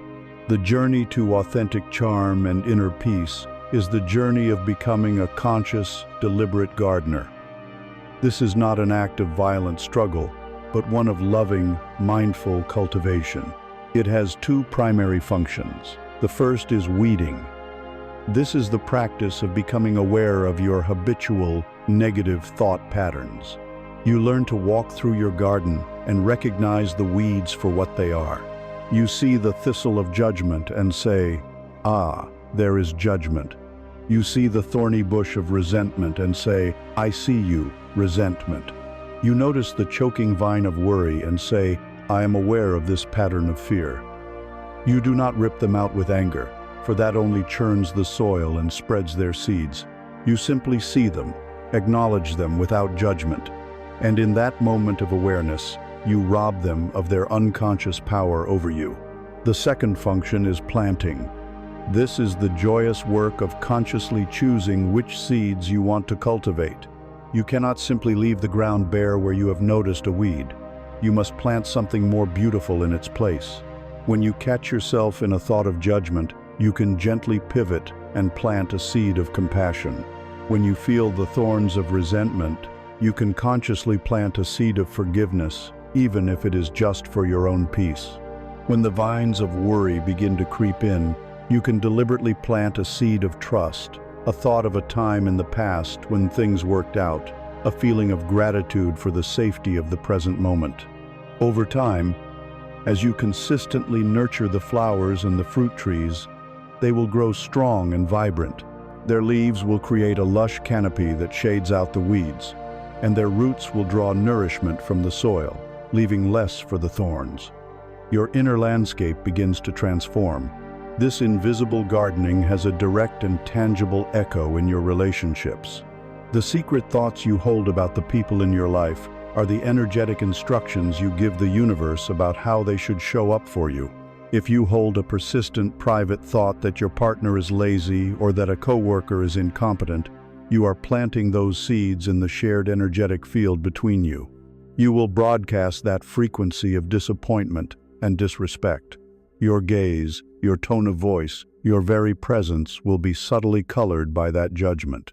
Your partner or coworker, feeling this unspoken criticism, will likely become defensive, withdrawn, or unmotivated in your presence, thereby perfectly reflecting your secret thought back to you and proving you right. You have co-created a self-fulfilling prophecy. Now, imagine the radical shift. What if you made it a practice to consciously look for the good in that same person? What if, in the privacy of your own mind, you chose to plant seeds of appreciation for them? I appreciate how hard my partner tries. I am grateful for the one thing my coworker does well. You are now broadcasting a frequency of acceptance and respect. Feeling this nourishing energy, the other person feels safe, they relax. Their own best qualities are invited to the surface. They are far more likely to show you the side of themselves that matches your new, more generous thought. You have not said a word to them, yet you have changed the entire dynamic of the relationship by tending to your own mind. This is the profound power you hold. To change your world, you must first change your thoughts about it. The practice of cultivating your thoughts is not about waging a war against your mind. The mind produces thoughts uncontrollably, like a tree produces leaves. The work is not to stop the thoughts, but to choose which ones you will engage with, which ones you will water with your attention. Think of it as curating your own mental diet. Just as you are mindful about the food you put into your body, you must become mindful about the information and thoughts you allow to occupy your mind. Are you feeding your mind a steady diet of fear, outrage, and comparison? Or are you feeding it with ideas that inspire you, with contemplations on beauty, with memories of joy, and with thoughts of gratitude? When you notice a negative thought pattern, a weed, simply acknowledge it. I see you. Then, gently but firmly, pivot. A pivot is a conscious shift of focus. You turn your attention away from the unwanted thought and place it onto a better feeling one, however small. You turn from the thought of what is wrong and actively look for something that is right. This is not denial. It is deliberate creation. It is you, the conscious gardener, choosing to water the roses instead of the thorns. As you practice this, your baseline habitual state of mind begins to shift. The garden of your mind, once a tangled mess, starts to become a place of cultivated beauty and order. And as you become a master gardener of this inner world, a natural and beautiful consequence occurs. The fragrance of this garden inevitably begins to perfume your words. The truth you cultivate within seeks expression without. And this brings us to the delicate art of speaking that truth with kindness. The inner garden of your mind is now a place of conscious cultivation. You have learned to walk its paths with awareness, to tend its soil with care, and to choose the seeds you plant with loving intention. As this garden flourishes, it begins to produce a natural and unmistakable fragrance. This is the scent of your inner peace, your settled joy, your quiet self-acceptance. And the primary way this fragrance is released into the world is through the words you speak. The truth you have cultivated within your own being now seeks expression. But for this expression to be a gift and not a weapon, it must be guided by a high and delicate art, the art of speaking truth with kindness. Our culture often confuses authenticity with a form of brutality. There is a common and destructive belief that being honest is a license to be careless, critical, or cruel.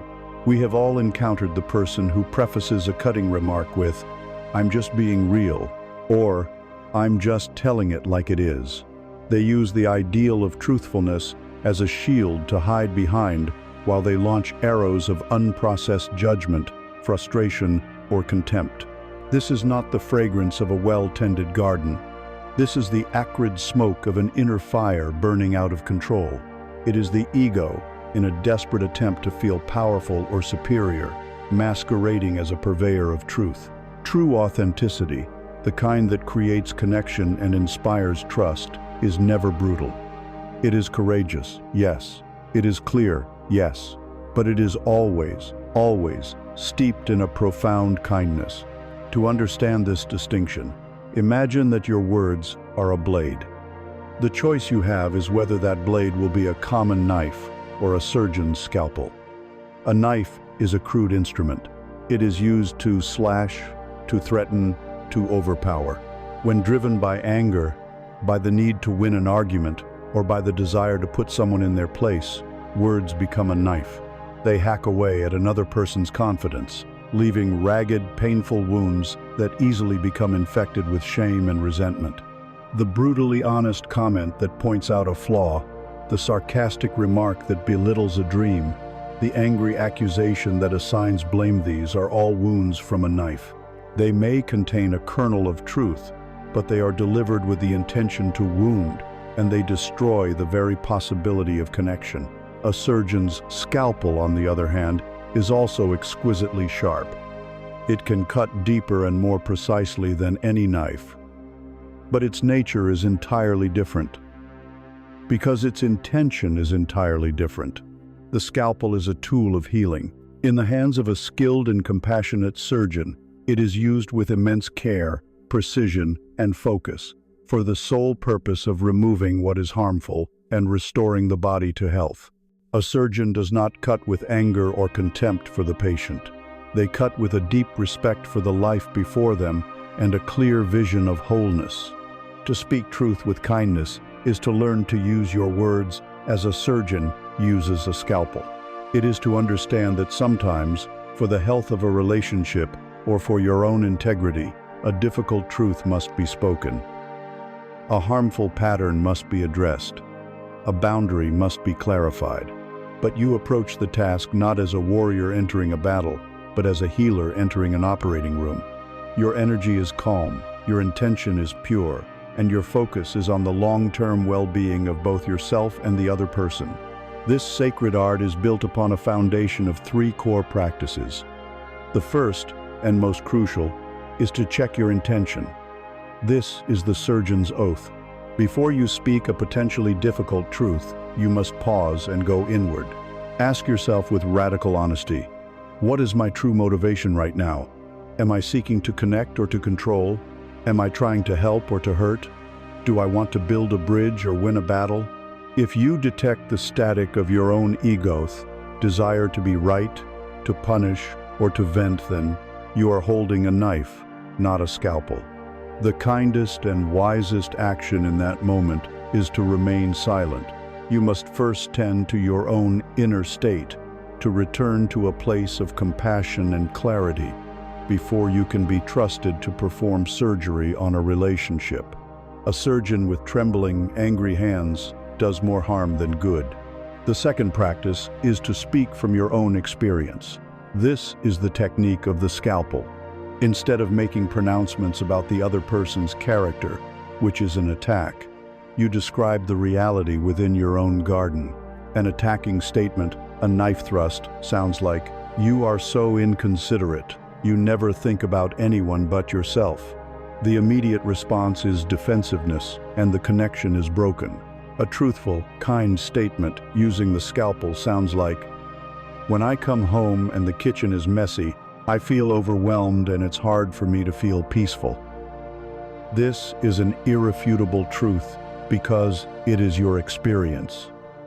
You are not judging their character. You are revealing your own heart. You are describing the weather in your garden. This approach bypasses the ego's defenses and invites empathy. It allows the other person to understand the effect of their actions without feeling personally condemned. It opens a door for a solution rather than starting a war. The third practice is to choose the right time and place. This is the art of preparing the operating room. A surgeon understands that a delicate procedure cannot be performed in the middle of a crowded, chaotic hallway. It requires a sterile, calm, and private environment. In the same way, a difficult and important conversation requires a sacred space.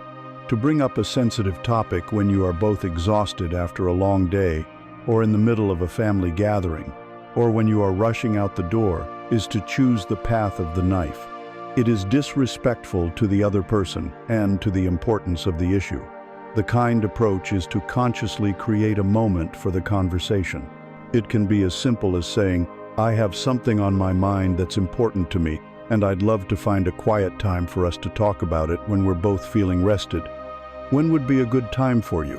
This act alone communicates respect and care, and it prepares both of you to enter the conversation with the best possible energy. There is a final, subtle layer to this art. It is the wisdom of knowing that not every truth needs to be spoken aloud. The conscious gardener knows that some things are best left to decompose and enrich the soil of their own understanding. You will have fleeting thoughts of judgment, moments of annoyance, minor critiques. A wise person learns to discern between the tumors, the significant issues that truly threaten the health and integrity of a connection and must be addressed, and the minor blemishes, the fleeting thoughts that can be met with your own inner compassion and released without comment. The goal is not to become a running commentary of every truth that passes through your mind. The goal is to become a wise steward of your words, using them with the precision and care of a master healer. Sometimes, the most skillful and loving act is a compassionate silence. To wield your words like a surgeon's scalpel rather than a common knife requires a profound inner shift, a reordering of your deepest priorities. It demands that you value the health of the connection, the sanctity of the relationship, and your own inner peace far more than the fleeting, fiery satisfaction of being correct. And this requires us to confront one of the ego's most powerful and destructive urges, the desperate, relentless, and all-consuming need to be right. The garden of your mind is tended, your inner hearth is warm, and you have learned to wield your words with the healing precision of a surgeon's scalpel. Yet, there remains one great guardian at the gate of serene communication, one powerful force that can, in an instant, snatch the scalpel from your hand and replace it with a rusty knife.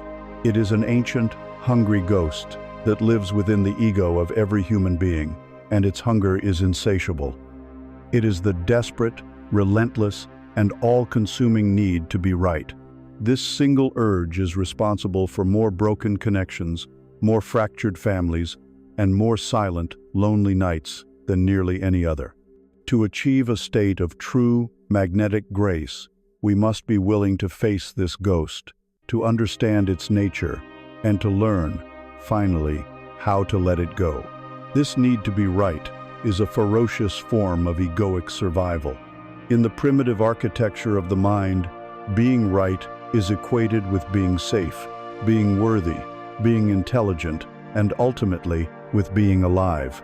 Conversely, being proven wrong is felt not as a simple correction of data, but as a fundamental threat to our identity, a small death. This is why disagreements can escalate so quickly from a calm exchange of ideas into a heated, emotional battle. When someone challenges our opinion, especially one we hold dearly, the ego sounds the alarm. It feels as if our very fortress is under siege. We marshal our defenses, sharpen our arguments, and go to war, not for the sake of truth, but for the sake of preserving our sense of self. We have all known the cold, hollow victory of winning such a battle. The moment of triumph when the other person concedes, falls silent, or walks away. The flash of adrenaline, the surge of self-righteous satisfaction. And then, the echo. The silence that follows is not the silence of peace, but the silence of distance. You stand alone on the battlefield, clutching the trophy of your correctness, surrounded by the wreckage of a broken connection. You won the point, but you lost the person. You defended your opinion, but you sacrificed the intimacy. The hungry ghost of your ego is fed for a moment, but your heart is left starved. The truth is that a life spent winning arguments is a life spent in isolation. The charm we seek, the warmth of genuine human connection, cannot coexist with a desperate need for victory. This powerful urge stems from a fundamental error in identification. The ego has convinced us that we are our thoughts, that we are our opinions. Therefore, when our opinion is attacked, we believe we are being attacked. The spiritual journey is one of de-identification. It is the process of realizing that you are not the fleeting thoughts that pass through your mind any more than you are the clouds that pass through the sky. You are the vast, conscious sky itself.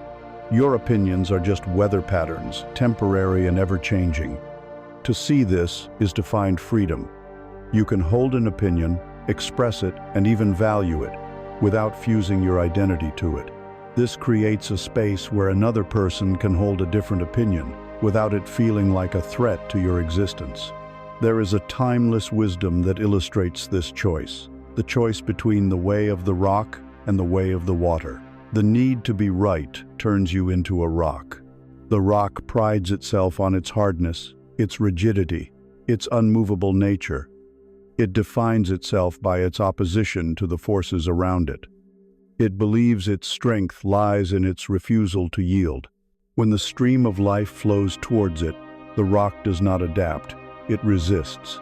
It forces the water to part and go around it. It is a symbol of strength, yes, but also of a profound loneliness. It cannot connect with the stream, it can only oppose it. It cannot grow or change.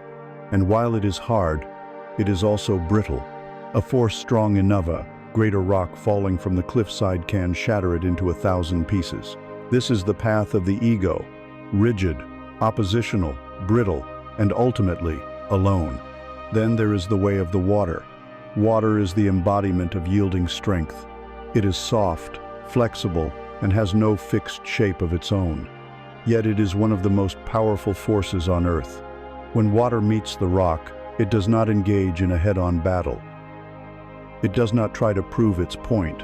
It simply yields, adapts, and flows around the obstacle, never losing its essential nature. And with gentle, patient persistence, over years and centuries, it is the soft water that wears away the hard rock. Water's power is in its refusal to be rigid. Its goal is not to win a fight with a rock. Its goal is to continue its journey, to find its way back to the great ocean, its source. To release the need to be right is to choose to be like water. It is to value the flow of connection more than the rigidity of your opinion.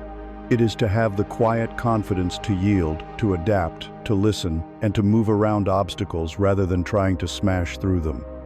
This does not mean you become a person with no beliefs or no integrity.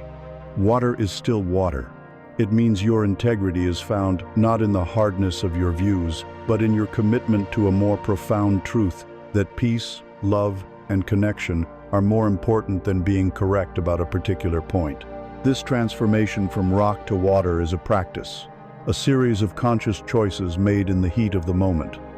It can be cultivated through 4 liberating disciplines. The first is the practice of choosing peace over victory. You are in a conversation. You feel the familiar tension rising, the ego girding itself for a fight. You feel the compulsion to interrupt, to correct, to deliver the final, irrefutable point. In this crucial pause, before you speak, you can introduce a new and sacred question into your consciousness. Would I rather be right, or would I rather be at peace? Let the question hang in the air of your mind. Sometimes speaking your truth is essential for your peace, but very often, especially in small, trivial matters, you will find that the peace that comes from letting go, from allowing another person their reality without argument, is a far sweeter prize than the bitter trophy of being right. To consciously choose peace as your highest value is a revolutionary act that will save you an immense amount of life force. The second practice is to seek to understand, not to convince. This is a radical shift in your conversational goal. When a disagreement arises, let go entirely of the mission to convert the other person to your viewpoint. Your new mission, your only mission, is to understand their position so deeply, so accurately, and so empathically that you could argue it for them. Ask gentle questions. Help me understand how you came to that conclusion. What is it about that idea that feels most true for you? Listen with the stillness of the lake. The great paradox is that when a person feels that you have truly heard them, that you have honored their perspective without judgment, their defenses lower. They become open, curious, and far more willing to hear what you have to say. By abandoning the need to be right, you become far more influential. The third practice is to actively find the yes in the no. The ego is trained to immediately find the point of disagreement, the flaw in the other person's logic. It is a master of the word but. The practice of the water is to first find the point of agreement, however small.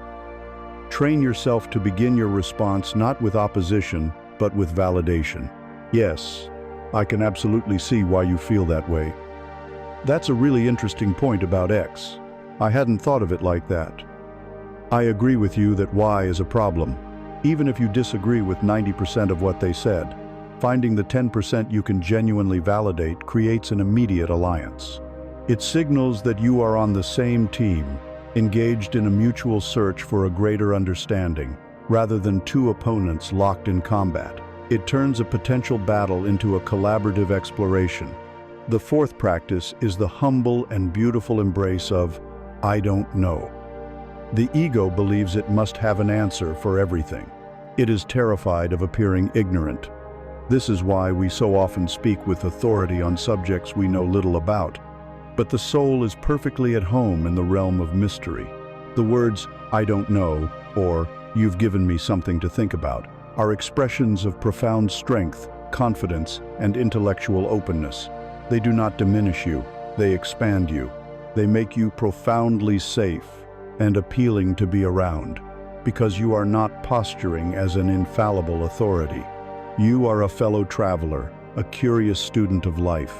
This creates enormous space for others to be vulnerable and open with you, for they know they will not be met with a rigid, know-it-all rock, but with the gentle, receptive quality of water. When you begin to practice these disciplines, you will be astonished at the sheer amount of energy you reclaim, the life force that you once expended on defending your fortress of opinions, on endlessly replaying arguments in your mind, on nursing the wounds of your righteous indignation. All of that energy is liberated. It is like plugging a massive leak in your spiritual and emotional reservoir. This recaptured energy becomes a warm, flowing river within you. It is no longer stagnant, trapped behind the dam of your ego. It flows outward, seeking not to win, but to connect, to create, and to nourish. This liberated, overflowing energy naturally expresses itself in the world as the effortless grace of true generosity. You have laid down the heavy, rusted sword of having to be right. You have chosen the way of water over the way of the rock, the path of flow over the path of resistance. In doing so, your hands, once clenched into fists to defend your opinions, have become open. The vast, precious energy that you once poured into building and protecting your fortress of correctness is now liberated. It is no longer a stagnant pool, but a warm, flowing river, seeking not to win, but to connect and to nourish. This liberated, overflowing energy has a natural expression. It moves out from the wellspring of your being into the world as the effortless grace of true generosity. Like so many sacred words, the meaning of generosity has been shrunk by our culture. We have been taught to confine it to the material realm, to think of it primarily as the giving of money or possessions. And while these can be beautiful and necessary expressions, to limit generosity to this single channel is to miss its most profound and transformative power. The most potent forms of generosity are energetic. They are the non-material gifts that flow from a full heart and have the power to heal, to inspire, and to create deep, lasting bonds of human connection. True generosity is not a transaction you perform, it is an energetic state you inhabit. It is the natural consequence of having tended to your own inner world so diligently that you now have a surplus of light to share. This art of giving has many currents, but we will explore 4 of its most powerful expressions. The first, and perhaps the most needed in our fractured world, is the generosity of your undivided attention. In an age of perpetual distraction, where minds are constantly pulled into the digital vortex of phones and screens, the act of offering someone the entirety of your presence is one of the most profound gifts you can give. It is a declaration that, for this moment in time, they are more important than anything else. This goes beyond simply hearing words. It is turning your body towards them. It is putting your phone away, truly away, where it cannot be seen or heard. It is looking into their eyes, not with the assessing gaze of judgment, but with the open, curious gaze of one who genuinely wants to see the soul before them. It is listening not to reply, but to understand, as we have learned. To give your full attention is to wrap another person in a warm blanket of significance.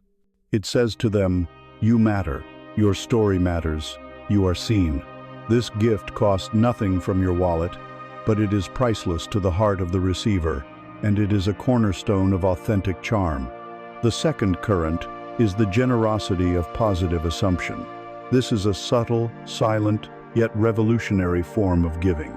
It is the conscious practice of interpreting the actions and motives of others in the best possible light, rather than defaulting to the cynical, fearful assumptions of the ego. When you receive a short, curt email, your ego's immediate story might be, "They are angry with me. I have done something wrong." The generous assumption is, they are likely very busy and being efficient with their words. When a friend cancels plans at the last minute, the ego whispers, "They don't value me or my time." The generous assumption is, they must be exhausted or overwhelmed and are doing what they need to do to take care of themselves. This is not about being naive or ignoring genuinely harmful behavior. It is about refusing to create suffering and conflict where none may exist. To offer a generous interpretation is a gift you give to the other person in the privacy of your own mind, but it has a powerful, tangible effect. It prevents the buildup of imaginary resentments. It keeps your own heart open and soft, and it changes the energetic field between you, broadcasting trust and goodwill instead of suspicion and judgment. The third current is the generosity of sincere praise. The ego is a miser with praise. It operates from a place of scarcity, believing that if it acknowledges the light in another, its own light will be diminished. It may offer flattery and sincere praise given with the ulterior motive of getting something in return, but it is stingy with genuine appreciation. The generous spirit, however, is a detective of the good. It actively looks for things to admire and appreciate in others. It notices the effort, not just the result. It sees the kindness in a small gesture. It recognizes the courage in a vulnerable admission. And when it sees these things, it speaks them aloud, simply and without agenda. a specific, heartfelt compliment. The way you handled that difficult situation with such patience was truly impressive. Or, I was so moved by the kindness you showed that stranger is a gift of pure light.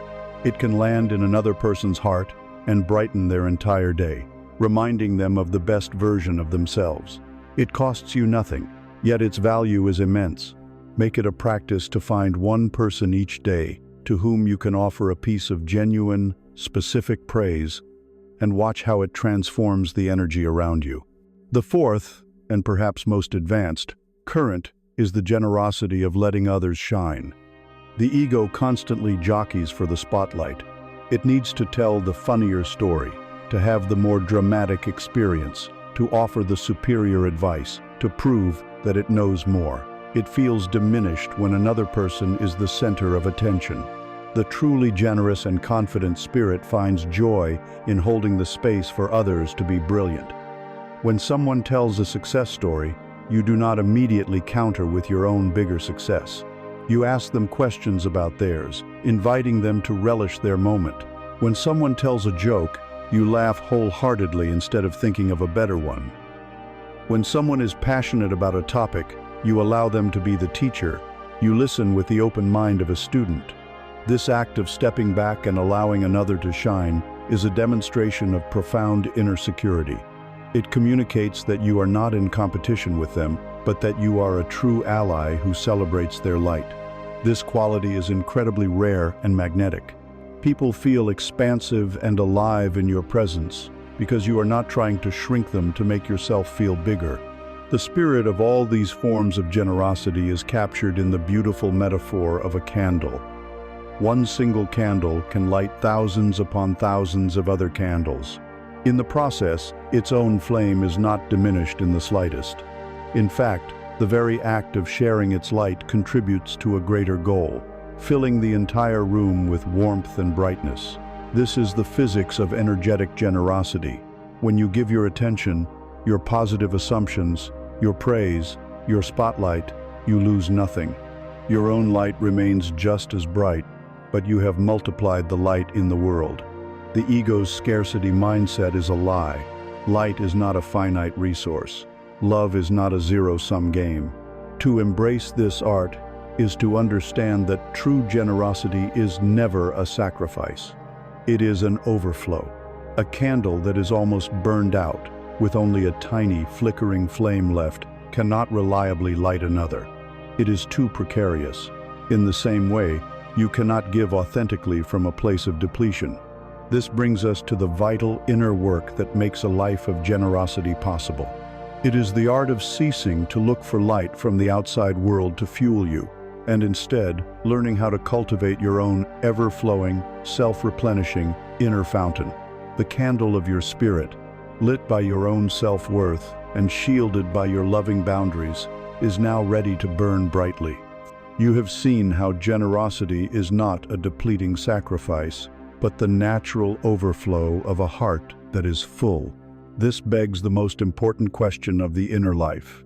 From where does this fullness come? How do we fill our own cup so completely that it spills over into the lives of others? This realization brings us to the most vital and transformative work of all, the journey that underpins everything we have discussed. It is the sacred art of ceasing to look for nourishment from the outside world and, instead, learning to cultivate your own ever-flowing, self-replenishing inner fountain. For most of us, our emotional lives are a project in outsourcing. We are conditioned from our earliest days to believe that the sources of our happiness, our validation, and our sense of wholeness lie somewhere outside of ourselves. We learn to seek it first in the approval of our parents, then in the acceptance of our friends, the passion of a romantic partner, the prestige of a career, the accumulation of possessions, or the validation of likes on a screen. Our inner state becomes a volatile stock market, rising and falling with the whims of external circumstances. We walk through the world holding out a metaphorical begging bowl, hoping that others will drop in the coins of their affection, their praise, their time, and their attention. When someone drops a coin in our bowl, we feel a momentary rush of fullness and joy. When they walk past us, or when they need their coins for themselves. We feel the cold, rattling emptiness of our own bowl and sink into despair, anxiety, or resentment. To live this way is to be in a constant state of low-grade neediness. It makes us energetically dependent, like a satellite dependent on a distant planet for its gravitational pull. We are not the center of our own universe. We are orbiting the moods, opinions, and actions of others. This strategy is not only exhausting, it is doomed to fail. It is building your beautiful life's home on the shifting sands of the impermanent. People, no matter how much they love you, have their own struggles and their own empty bowls to worry about. Jobs can be lost, fortunes can fade, love can change its form. To stake your inner peace on things you cannot control is to guarantee a life of perpetual anxiety and disappointment. It is to be a victim of circumstance, forever praying for rain to fall from a sky you do not command. There comes a point in the journey of every maturing soul where this truth becomes unbearable. It is the moment we realize, with a clarity that is both terrifying and exhilarating, that no one is coming to save us because we were never meant to be saved. We were meant to be our own source. This is the great inner turn. It is the moment you decide to stop scanning the horizon for rain clouds and, instead, pick up a shovel and begin to dig a well. It is the declaration of your own emotional and spiritual sovereignty. It is the commitment to find the fountain that lies buried, not in the world, but in the deep, silent ground of your own being. What is this inner fountain, this wellspring? It is not something you must build or invent. It is already there. It is the innate, unshakable peace, the quiet, causeless joy, and the unconditional love that is the very nature of your core consciousness, your true self. It is the water table of the soul. It has been there since the moment you were born, an infinite reservoir of nourishment. But for most of us, it is buried deep beneath layers of compacted earth. The earth of false, limiting beliefs about our own unworthiness, the hard clay of past traumas and unhealed wounds, the rocky soil of the ego's fears and defenses. The work of cultivating your inner fountain is the patient, loving work of digging. It is the art of removing the layers of earth that are blocking the spring from flowing. Every practice we have explored so far has been an act of this sacred excavation, releasing the need to be right, tending to your wounds with the gold of kintsugi, silencing the inner critic with self-compassion. Seeing with a gaze of love, each of these acts removes another spadeful of earth, bringing you closer to the living water within. This is not an abstract theory. It is a lived, practical reality. You cultivate your fountain by consciously changing your habits of seeking. It is a gentle but persistent retraining of the heart and mind, teaching them to turn inward, not outward, for their sustenance. The first practice is the art of self-sourcing joy. Instead of waiting for a grand event, a vacation, a party, a promotion to grant you permission to feel happy, you begin to practice finding delight in the small, ordinary moments that require nothing from anyone else. It is the discipline of finding the sublime in the simple. It is the rich, dark taste of your morning coffee, savored without distraction. It is the feeling of warm sun on your skin as you walk down the street. It is the complex beauty of a piece of music, listened to with your whole being. It is the quiet satisfaction of cleaning a room and creating order from chaos. The world is saturated with potential joy, but we miss it because we are always looking for a bigger, louder, more impressive source. By training your attention to find and linger on these small, self-contained moments of pleasure, you are teaching your nervous system that joy is not a rare commodity to be begged for, but an abundant resource that is always available. The second practice is becoming your own source of validation. The ego craves applause. It lives for the external "good job" or "I'm so proud of you." You can begin to wean yourself off this dependency by learning to validate yourself. This is an extension of self-compassion. At the end of each day, instead of taking a mental inventory of your failures and shortcomings, consciously take stock of your wins, no matter how small they may seem. Did you act with integrity in a difficult situation? Acknowledge it. Were you kind to a stranger? Applaud it. Did you complete a task you had been dreading? Be proud of it. Did you simply get through a difficult day without falling apart? Celebrate your resilience. You become your own most devoted and reliable cheerleader. When you learn to hear the applause from within, the silence from the outside world ceases to be threatening. The third practice is the embrace of creative solitude.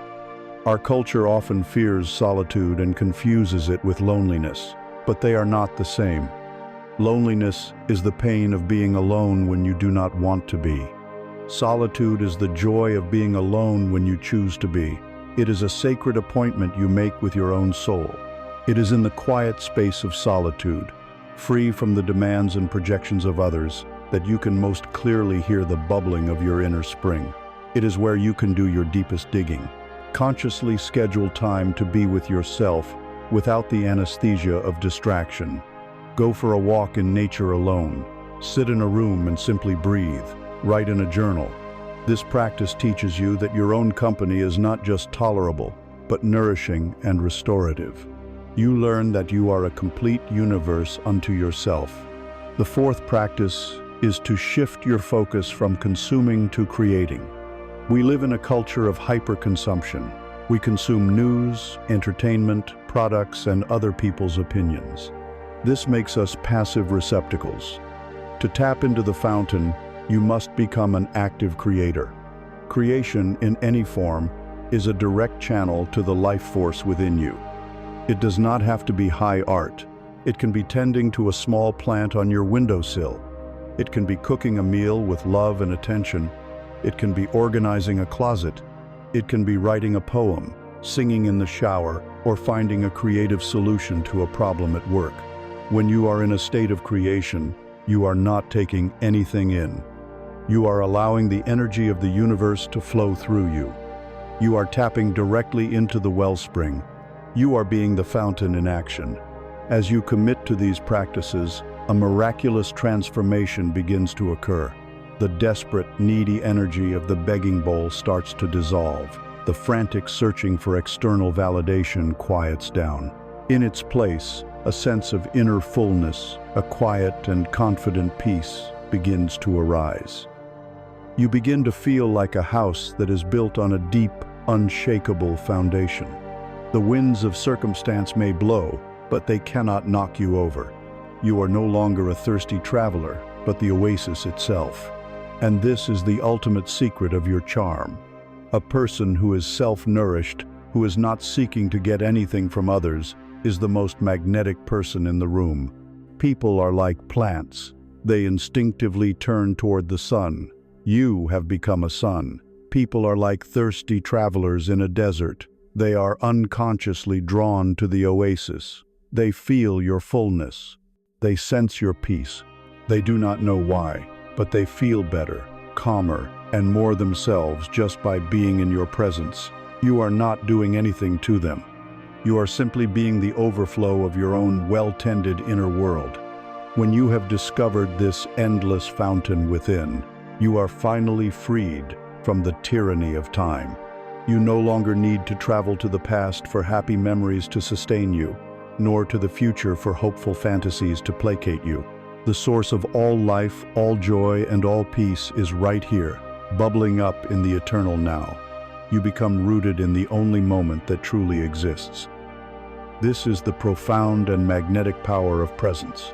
An endless fountain of peace and joy now bubbles within you, a source of nourishment entirely your own. Because you have found this inner wellspring, you are no longer a hungry ghost, haunting the past for scraps of happy memories or drifting into the future in search of hopeful fantasies. The source of all life is right here, in this moment, flowing from the sacred ground of your own being. You are becoming rooted in the only time that truly exists. And this is the profound and magnetic power of presence. We live in an age of epidemic absence. We are suffering from a collective sickness of elsewhere. We have mastered the art of being physically in one place while our minds are scattered across a dozen others. We sit at the dinner table with our families, but our minds are replaying a conflict at work or scrolling through the lives of strangers. We sit in a meeting at work, but our minds are planning our weekend or worrying about a bill. We stand in a place of stunning natural beauty, but we are not there. We are busy composing the perfect caption for the picture we will later post to prove we were there. We are living ghost lives, haunting the periphery of our own experiences, never fully inhabiting the space our bodies occupy. To be on the receiving end of this absence is a subtle but deeply painful experience. To speak to someone whose eyes are vacant, whose mind is clearly a million miles away, is to feel a profound sense of invalidation. It is to be treated as unimportant, as invisible. It is a quiet loneliness that can be felt even in a crowded room. We have all felt it, and we have all inflicted it upon others. It is the defining neurosis of our time. To be present is the antidote. But what is presence? It is more than simply paying attention. It is the state of having your mind, your body, and your spirit converged into a single point of focus, right here, right now. It is a state of total, unified awareness.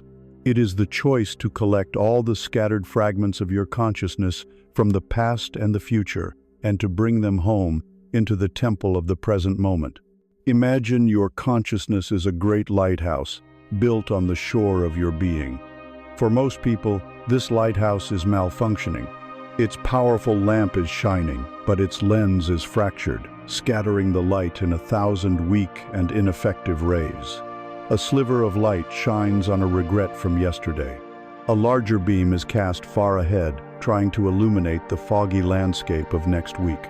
Dozens of smaller rays are wasted on anxieties, daydreams, and digital distractions. And the tiny, flickering fragment of light that is left over is all that falls upon the person or the task directly in front of them. The light is everywhere and nowhere. It illuminates nothing with clarity. The practice of presence is the art of repairing that lens. It is the act of gathering all of those scattered, fragmented rays of your attention and focusing them into a single, powerful, coherent beam of light.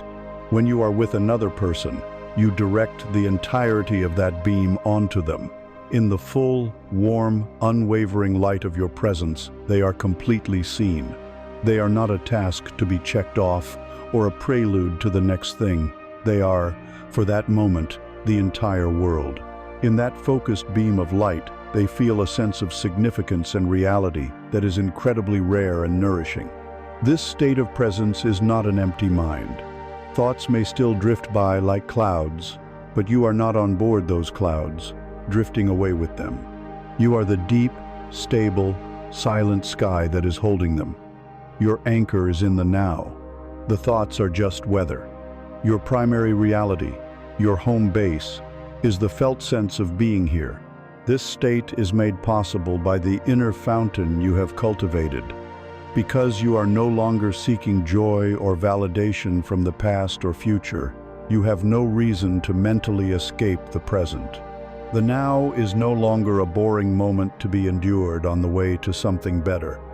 It is the very place where your wellspring of peace is bubbling up. You are finally happy to be home. To offer this presence to another person is the most profound gift in your possession. It is a form of energetic generosity that surpasses all others. In a world starving for genuine attention, your focused presence is a feast. It is the ultimate act of respect. It heals, it validates, and it creates a bond of deep and lasting trust, and its magnetic pull is immense. The magnetism works on several levels. First, it makes people feel truly seen, perhaps for the first time all day. In your focused gaze, they see a reflection of themselves that is clear and whole. This fulfills one of the deepest human cravings, the need to be witnessed. Second, your presence is a calming agent. Your centered nervous system, anchored in the now, has a powerful regulating effect on the scattered, anxious nervous system of the person you are with. Just by being present, you bring them into presence. They feel a sense of peace wash over them, often without knowing why.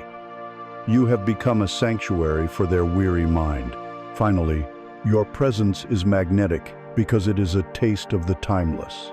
When you are fully with someone, the frantic ticking clock of the egoic mind seems to fall away. 5 minutes of true presence can feel more intimate and connecting than 5 hours of distracted time together.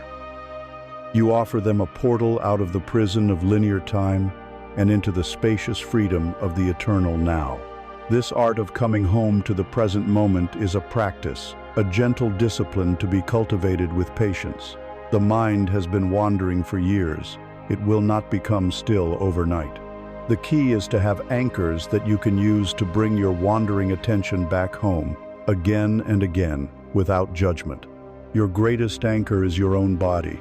The body is never in the past or the future. It is always, unfailingly, in the present moment. You can use your senses as portals to the now. Pause for a moment. What are 3 things you can see right now? Notice their color, their texture, the way the light hits them. Now, what are 3 things you can hear? Listen beyond the obvious sounds to the subtle ones, the hum of a machine, a distant bird, the sound of your own breathing. Finally, what do you feel? Feel the texture of your clothes against your skin, the solid ground beneath your feet, the temperature of the air. In just 30 seconds, by engaging your senses, you have pulled your entire consciousness back into the present moment. Your breath is another powerful, portable anchor. The breath is always with you, and it is always happening now. When you notice your mind has drifted into thought, gently guide your attention to the feeling of one full breath. Feel the sensation of the cool air entering your nostrils, the expansion of your chest and belly, and the release as the warm air leaves your body. One conscious breath is a chariot that carries you directly home to the now. Finally, practice the discipline of doing one thing at a time. The modern world glorifies multitasking, but multitasking is the sworn enemy of presence. It is the practice of being partially absent from everything you do. When you are drinking a cup of tea, just drink the tea. Experience its warmth, its aroma, its taste. Do not simultaneously check your email. When you are washing the dishes, just wash the dishes. Feel the warm water on your hands. See the soap bubbles. Hear the sound of the plates. When you are listening to a person, just listen. Give them the gift of being the one and only thing you are doing. As you practice returning, again and again, to the quiet sanctuary of the now, something remarkable begins to happen. Your senses awaken.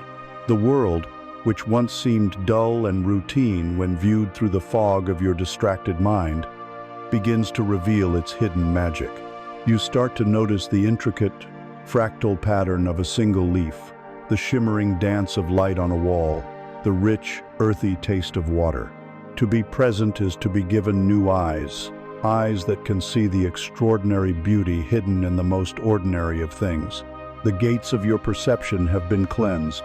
By learning to anchor yourself in the quiet sanctuary of the now, you have been given new eyes, and the world, which once seemed so familiar and routine, is beginning to shimmer with a hidden light. The fog of your distracted mind has started to clear, revealing the intricate patterns and textures of reality that were there all along. You are discovering that to be present is to be given a master key, one that unlocks the extraordinary beauty hidden within the most ordinary of things. This is not a trivial pursuit. It is a profound source of inner wealth and a secret to a truly magnetic presence. We live in a culture that is conditioned for the spectacular. Our minds are trained to chase the grand event, the peak experience, the meteor shower. We believe that happiness and beauty are rare commodities, to be found only in the exotic vacation, the major life achievement, the dramatic romance, or the perfect, shareable moment. In this restless pursuit of the monumental, we cast a veil of mundanity over the 99% of our lives that is not a meteor shower. We treat the present moment as a mere stepping stone, a dull and necessary transit lounge on the way to a more exciting future destination. This destination sickness is what robs our lives of their magic. We are so busy waiting for the firework display that we fail to notice the quiet, breathtaking beauty of a single, steady candle flame. A person of authentic charm and deep wisdom has undergone a radical shift in their perception of value. They have stopped waiting for the meteor shower. They have learned instead how to find the entire universe in a single dewdrop on a leaf. They understand that while the meteor shower is a rare and magnificent event, the dewdrops appear every single morning, a quiet and reliable miracle, available to anyone with the presence of mind to see them. If you look closely at that one dewdrop, you will see that it is not a simple speck of water. It is a perfect, luminous sphere. It holds a curved reflection of the vast blue sky. It magnifies the intricate, fractal veins of the leaf upon which it rests. It catches the morning light and refracts it into a tiny, brilliant rainbow. It is a microcosm of all the beauty and all the physics of the cosmos, offered freely, in a form so small that most of the world rushes right past it. To learn to see the world this way is to redefine your entire concept of wealth. True wealth is not measured by what you possess, but by the depth of your capacity to appreciate. A person who can derive profound joy from the complex aroma of brewing coffee, the intricate dance of shadows on a wall, or the feeling of cool rain on their skin is infinitely richer than a person who owns empires but is too numb and distracted to feel anything at all. The person who can see the universe in a dewdrop has an inexhaustible source of joy. Their happiness is not dependent on external events, which they cannot control. It is dependent on their quality of attention, which they can. They are no longer a beggar waiting for life to give them scraps of beauty. They are a sovereign ruler in a kingdom that is saturated with it. This way of seeing is not a special talent. It is a skill that can be cultivated. It is the practice of perceptual awakening. It begins with adopting what Zen masters call shoshin, or beginner's mind. This is the art of looking at the familiar as if you have never seen it before. The human mind is a master of efficiency. Once it has seen something a few times, it creates a mental shortcut, a label. That is a tree, that is a cup, that is my hand. Once the label is applied, we stop truly seeing the object. We see only the word.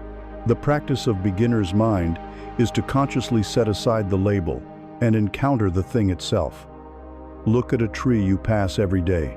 Forget the word tree and see it for what it is, a vast, textured column of bark reaching for the sky with a complex network of branches, each one a unique sculpture, adorned with hundreds of individual leaves, each a masterpiece of design. To see with a beginner's mind is to peel back the veil of familiarity and re-enchant your own world. You can strengthen this muscle by taking sensory snapshots throughout your day. Make it a conscious practice to pause, just for a moment, and capture a small detail of beauty with your full presence. It might be the way dust motes dance in a sunbeam. It might be the surprising splash of color on a bird's wing. It might be the comforting weight of a book in your hands. You are not taking a picture for anyone else.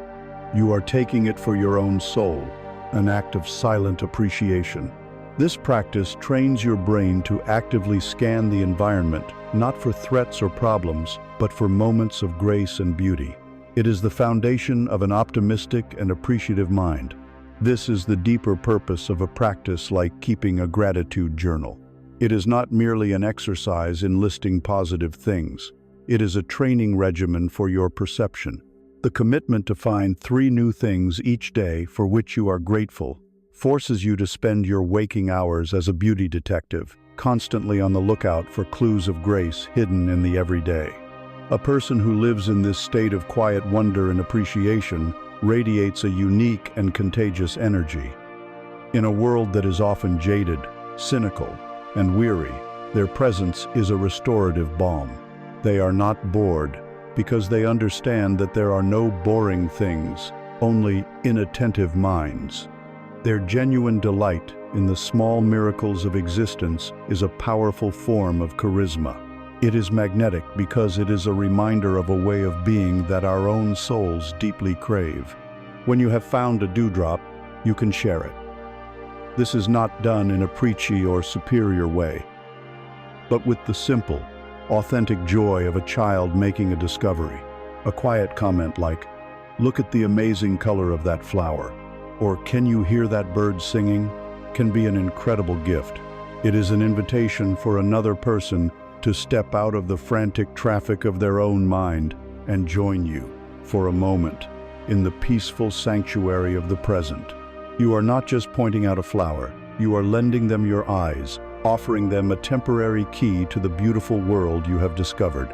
Ultimately, a person who finds magic in the mundane becomes a source of magic for others.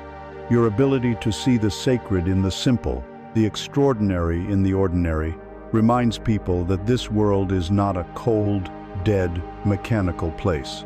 It is a living, breathing, intelligent mystery, a constant and unfolding miracle. To be in your presence is to be reminded of this truth. You do not need to perform. You do not need to impress. You simply need to see the dewdrop, and in doing so, you reflect the entire universe to everyone you meet. To appreciate what is in all its humble, quiet, glorious, a profound act of letting go of what you think should be. It is the beginning of a dance with life, where you learn to release your rigid grip and surrender to the beautiful, unfolding mystery of the present moment. To see the universe in a dewdrop is to fall in love with reality as it presents itself in each moment, without demanding that it be something other than what it is. This deep, appreciative acceptance of the present, in all its quiet, ordinary glory, is a profound act of letting go. It is the beginning of a graceful dance with life, a dance where you learn to release your rigid, fearful grip on how things should be and surrender to the beautiful unfolding mystery of what is. This surrender is not an act of defeat. It is the key to a life of flow, peace, and an effortless, magnetic charm. The primary source of human anxiety is the ego's grand illusion that it is in control. We live with a tense, inner micromanager who believes its sole purpose is to direct, manage, predict, and manipulate reality to fit its desired outcomes. It wants to control other people's perceptions of us. It wants to control the precise trajectory of our career. It wants to control the feelings of our loved ones. It wants to control the unpredictable unfolding of tomorrow. This ceaseless effort to be the puppeteer of an uncontrollable universe is the engine of our suffering. We exhaust ourselves pulling on strings that are not attached to anything, trying to hold back the infinite tide of life with nothing but our own two hands. We suffer not because life is imperfect, but because we have a rigid, perfect picture in our minds of how life is supposed to look, and reality rarely conforms to our blueprint. The suffering comes from the gap between our expectation and the reality. It is born from our resistance. We believe that if we just try harder, worry more, plan more meticulously, and grip more tightly, we can force the river of life to bend to our will. But life is not a machine to be operated. It is a wild, intelligent, untamable force. To resist it is not a sign of strength. It is a sign of a profound misunderstanding of its nature. The person who lives in resistance is constantly at war with what is, and this war is unwinnable, leaving them bitter, brittle, and perpetually exhausted. The power of surrender is the wisdom to declare a truce in this unwinnable war. Imagine that life is a great, powerful river, flowing always and inevitably toward the vast, peaceful ocean. You are in a small boat on this river. For most of your life, you have been taught that the goal is to reach a specific point on the riverbank, a point you have chosen. But this point is upstream. And so, you spend all of your energy, all of your life force, rowing with all your might against the powerful, relentless current. Every inch of progress is a monumental struggle. You are stressed, your muscles ache, you are filled with anxiety about the current pushing you back. You look at others who seem to be moving faster, and you feel envy and despair. This is the life of control, the life of resistance. Now, imagine what it would mean to surrender. In the West, we have mistakenly equated surrender with passivity, with giving up, with defeat. We picture it as dropping the oars and letting the boat be smashed against the rocks. But this is not spiritual surrender. Spiritual surrender is an act of profound courage and intelligence. It is the moment you realize the futility of fighting the current. It is the conscious, brave decision to turn your boat around. You stop fighting the river and decide to work with it. You still have your oars, but their function changes entirely. You no longer use them for frantic, desperate propulsion against the flow. You now use them to steer. You use them to intelligently navigate the current you have accepted.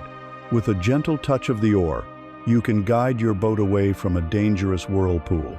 You can navigate around a sharp rock, and you can position yourself in the swiftest, deepest part of the channel where the journey is most effortless. You are no longer at war with the river, you are in a dance with it. You are co-creating your journey with a force far greater than yourself, trusting that it knows the most graceful path to the ocean. This practice of surrender can be applied to every aspect of your life, transforming friction into flow. The first and most immediate arena is surrender to the present moment. This is the core teaching of all great wisdom traditions. It means surrendering your inner resistance to the reality of the now. You are stuck in traffic. The reality is that you are in your car and it is not moving. You have two choices. You can resist this reality. Tense your body. Curse the other drivers. Fill yourself with the stress hormones of anger and frustration. Or you can surrender to it. Surrender does not mean you suddenly love being in traffic. It means you stop arguing with what is. You say yes to the reality that is already here. Yes, I am in traffic. In that simple, non-resistant acceptance, a space opens up. Your nervous system calms down. You can breathe. You can listen to music. You can feel the sun on your arm. You have not changed the external situation, but you have transformed your inner experience of it from one of torture to one of peace. You practice this with everything: the weather, a delayed flight, a messy room. You say yes to what is, and from that peaceful place, you can then take whatever wise and calm action is needed. The second arena is surrender in your relationships. This is the brave act of releasing your need to control other people. You must come to the deep realization that you cannot control another person's feelings, their choices, their growth, or their journey. To try is to create endless conflict and resentment. To surrender in a relationship is to love someone enough to grant them their own sovereignty. It means you offer your truth, you share your love, you express your desires, and you set your boundaries, but then you let go of the outcome. You release your attachment to how they should react. You allow them to be who they are, not who you need them to be to make you feel secure.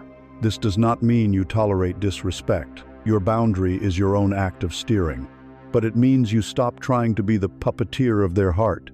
This creates a vast space of freedom and respect where genuine intimacy can finally blossom.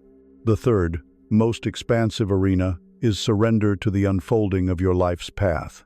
We all have goals, dreams, and 5-year plans. These are good. They give our boat a direction to steer towards. But life may have a different, wider, and wiser plan than the one our limited ego can conceive of. To surrender here is to hold your goals lightly. You do the work, you plant the seeds, you row with skill and intention, but you remain open to unexpected detours. You learn to trust that the river knows the way to the ocean better than the small person in the boat does. Sometimes a closed door, a lost job, or a failed relationship is not a tragedy, but a merciful redirection. It is the river gently guiding you away from a path that was too small for your soul and steering you toward a more magnificent vista you could not have imagined. This requires a deep faith, a trust in the intelligence of life itself, and a willingness to let go of your ego's rigid timelines. When you begin to live in this state of surrender, you begin to move through the world like a masterful dancer.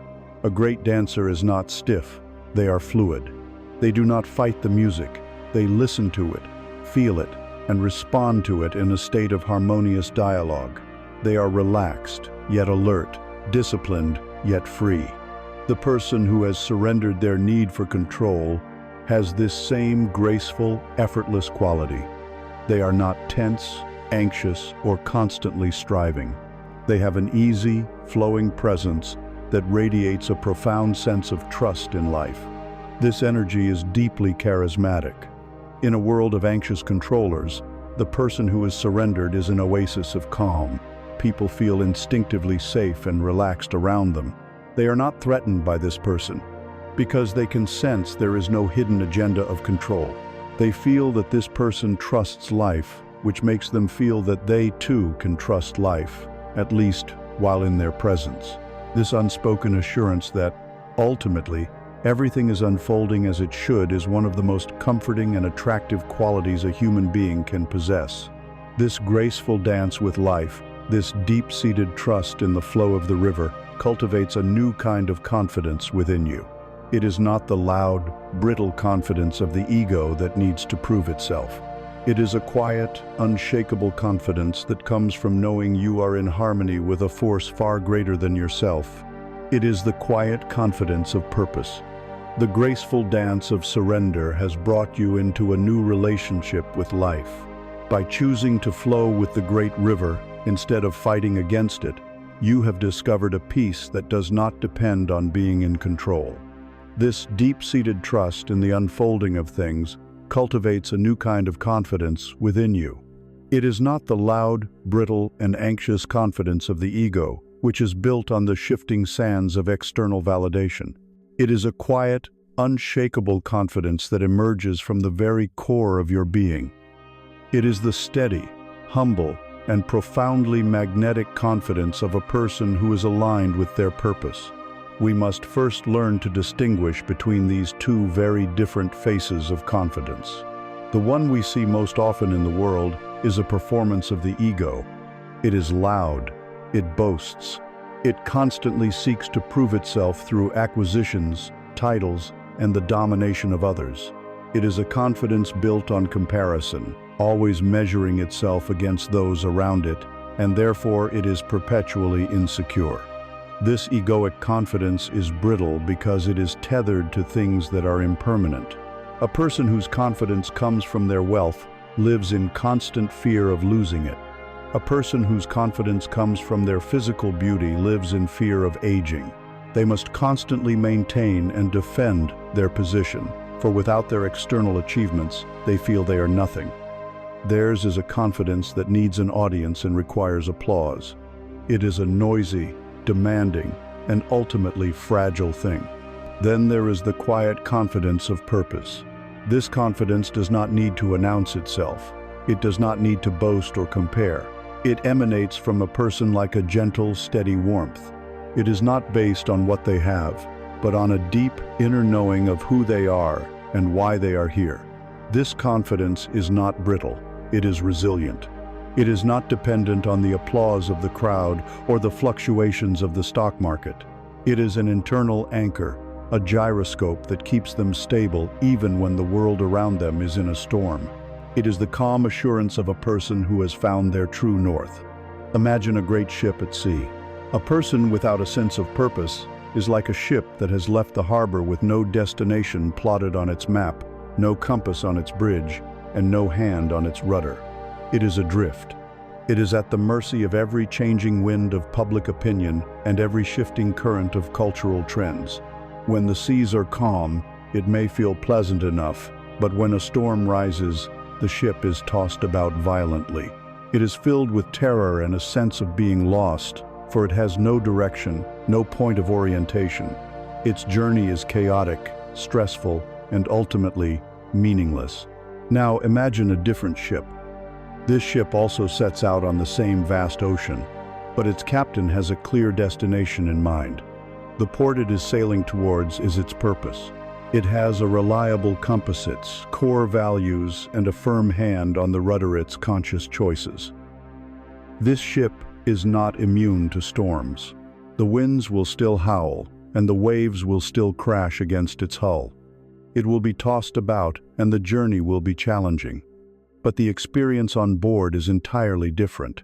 There is no existential panic. The captain and crew do not fear they are lost, because they know their destination and can always check their compass to reorient themselves. The storm is seen not as a sign of doom, but as a temporary condition to be navigated with skill and courage. The waves do not define the journey, the destination does. Their purpose provides an unshakable stability and a sense of direction that persists through any and all external chaos. This is the quiet confidence of the person who knows their why. Discovering this why, this sense of purpose, can feel like a daunting task. We have been taught to think of purpose as some grandiose, world-changing mission that only a few special people are destined for. This is a misunderstanding that keeps many from even beginning the search. For most of us, purpose is a much quieter, more intimate affair. It is often not a specific what, a job title or a grand accomplishment. It is a how or a why. It is the unique quality of energy you are here to bring to whatever you do. It is not something you invent. It is something you uncover. It is already encoded within you, waiting to be discovered. You can find the clues to your purpose by becoming a student of your own soul. Ask yourself these questions with gentle curiosity. What activities make you feel most alive, most expansive? When do you lose all track of time, so absorbed are you in what you are doing? These are states of flow, and they are powerful signposts pointing toward your natural inclinations. What were your fascinations as a child, before the world told you what you should be interested in, what was practical or prestigious? Your childhood loves often hold the raw, unconditioned essence of your purpose. Look also at what breaks your heart. What problem in the world creates a deep ache of compassion within you? Your purpose is often hidden on the other side of your deepest empathy. It is the problem your soul came here to help solve, even if only in a small way. And perhaps most simply, ask yourself, how do I want to make other people feel? Is it your nature to bring calm to chaos, to inspire laughter and lightness, to create beauty and order, to be a voice of truth and clarity? Your purpose may not be a noun, but a verb. It is the contribution of your unique, energetic signature to the world. It is the answer to the question, what am I a stand for? When you are aligned with this inner answer, you have found your port. A person living with this quiet sense of direction is profoundly charismatic. They possess a steady, focused energy that is deeply reassuring to be around. Because they are not constantly seeking validation or approval from the outside, their presence is not needy or grasping. They are not looking to you to tell them who they are. They already know. This makes them incredibly safe and restful.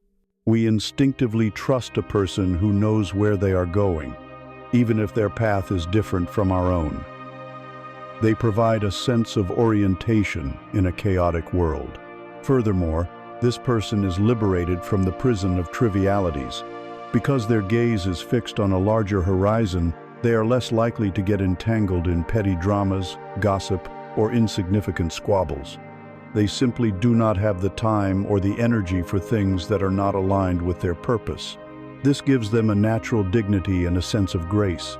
They are playing a bigger game, a game defined by their own inner values, and this makes them compelling. This quiet confidence, born from a deep and personal connection to your inner purpose, naturally seeks an outlet. It is not a treasure to be hoarded in silence. It desires to be expressed in the world, not through arrogance or force, but through authentic action, meaningful work, and clear communication. Knowing your why is the unshakable foundation.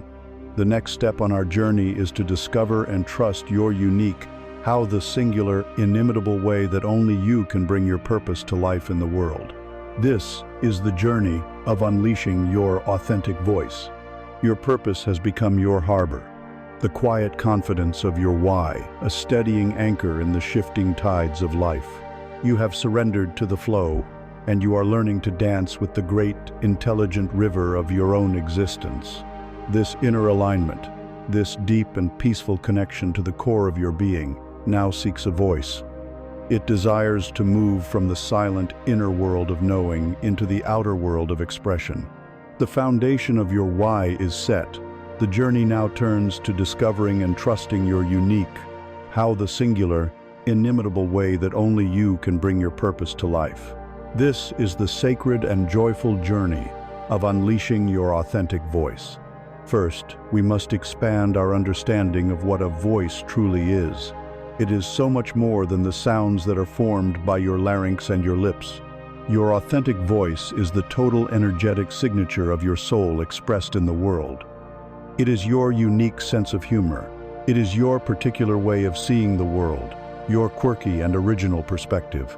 It is the style in which you dress, the way you arrange your home, the kind of art that moves you, the way you comfort a friend. It is the sum of all the things that make you, you. It is your soul made manifest. For most of us, this authentic voice has been caged for a very long time. From our earliest years, we are subtly and overtly taught to mute our true sound in favor of one that is more acceptable, more pleasing, more likely to win us the approval and safety we crave.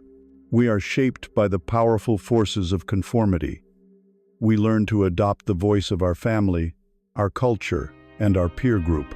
We fear that our true unedited self might be too much for some or not enough for others. We fear being seen as strange, as different, as weird. So we begin a process of self-editing. We sand down our interesting edges, we mute our vibrant colors, and we learn to produce a sound that blends in with the chorus. We also fall into the trap of imitation. We see others who are successful, loved, or admired, and we mistakenly believe that their voice, their style, their path is the secret formula. We study their cadence, copy their opinions, and mimic their way of being in the world, hoping to achieve a similar result. But this path leads only to a hollow and unsatisfying existence. It is to choose to be a second-rate copy of someone else, rather than a first-rate, magnificent original of yourself. This caging of our voice, whether by conformity or imitation, is a quiet violence we do to our own souls. It is the source of the feeling that we are not truly living our own lives. Imagine that humanity is a vast, ancient forest. The health and beauty of this forest lies in its breathtaking diversity. It has towering, stoic redwoods and delicate, flowering dogwoods. It has twisting, ancient oaks and slender, graceful birches.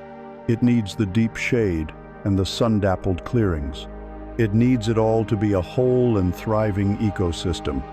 Now, in this forest live all the birds of the world, and each species has been gifted a unique and irreplaceable song. The nightingale's song is not beautiful because it sounds like an eagle. Its song is beautiful because it sounds perfectly, completely, and unapologetically like a nightingale. The eagle's cry is not powerful because it mimics the gentle dove. It is powerful because it is the pure, undiluted expression of eagleness. What would happen if a nightingale, believing that eagles were more respected and powerful, spent its entire life trying to produce a screech? It would be a tragedy. It would live a life of frustration, producing only a strained, pathetic noise that was neither a beautiful song nor a powerful cry. It would fail at being an eagle, and in the process, it would forget the glorious song it was born to sing. The forest would be robbed of the very gift that nightingale was created to give. This is precisely what we do when we suppress our authentic voice. We are the nightingale trying to screech. We deny the world our unique melodior-specific wisdom, our offbeat humor, our quiet compassion, our fiery passion. You were not born to be an echo, you were born to be a voice. The world does not need another imitation of someone who is already successful. The world needs the original, one-of-a-kind note that only you can contribute to the great symphony of existence. To unleash this voice is not an act of invention, but of excavation. You are not creating a voice. You are chipping away all the layers of fear and conditioning that have been burying the voice that is already there. This is a practice of deep, inward listening. You must be willing to spend time in the quiet company of yourself, free from the noise of the world's expectations. Journaling is a powerful tool for this excavation. Write for yourself and yourself alone, without any thought of an audience. Write without censoring or editing. Ask yourself questions. What do I really think about this? What do I truly feel? What do I secretly love? What makes me angry? What makes me laugh? In these unfiltered pages, you will begin to hear the true sound of your own mind, the true cadence of your own soul. As you listen inwardly, you must also learn to listen to the wisdom of your body. Your body is a perfect resonance chamber for your soul's truth. When you express yourself in a way that is authentic, even if it feels scary, you will notice a subtle sensation of rightness, of energetic expansion, of clicking into place. Conversely, when you speak or act in a way that betrays your authentic voice, perhaps by offering a false compliment or swallowing an important truth, you will feel an inner dissonance. It may be a tightening in your throat, a knot in your stomach, a feeling of being smaller and weaker. Your body is your most reliable truthometer. Learn to trust its signals. This liberation does not have to happen all at once. You can begin with small, courageous acts of authenticity. If you are naturally playful, inject a moment of appropriate humor into a serious meeting. If you have a unique sense of style, wear that one item of clothing you love, but have kept in the closet for fear of being too much. If you have a different opinion from your friends, share it gently and with respect. Each small act of expressing your true self builds the muscle of courage. Each time, you will see that the world does not end. In fact, you will feel a jolt of life, a thrill of integrity that is far more satisfying than the numb safety of fitting in. An authentic voice, because it is aligned with your inner being, has the clear, resonant quality of a bell that is perfectly cast. It has integrity. It rings true. People can feel its realness. They may not always agree with what you say, but they will respect the fact that it is genuinely you. There is no static of performance, no dissonance of people-pleasing. It is a clear signal, and in a world of noise, a clear signal is both rare and magnetic. Of course, when you begin to sing your own song, some of the other birds in the forest, who were accustomed to your muted chirping, may not like it. You may be criticized, you may be misunderstood, you may be judged. This is the price of vocal freedom, but the reward is infinitely greater. For when you finally give yourself permission to sing your own unique song, clearly and without apology, a remarkable thing happens. The sound wave of your truth travels out into the world. Many will not understand it, and that is okay. They are not your audience. But those whose hearts are tuned to the same key, who vibrate on a similar frequency, will hear it as a beautiful and familiar melody. They will turn their heads.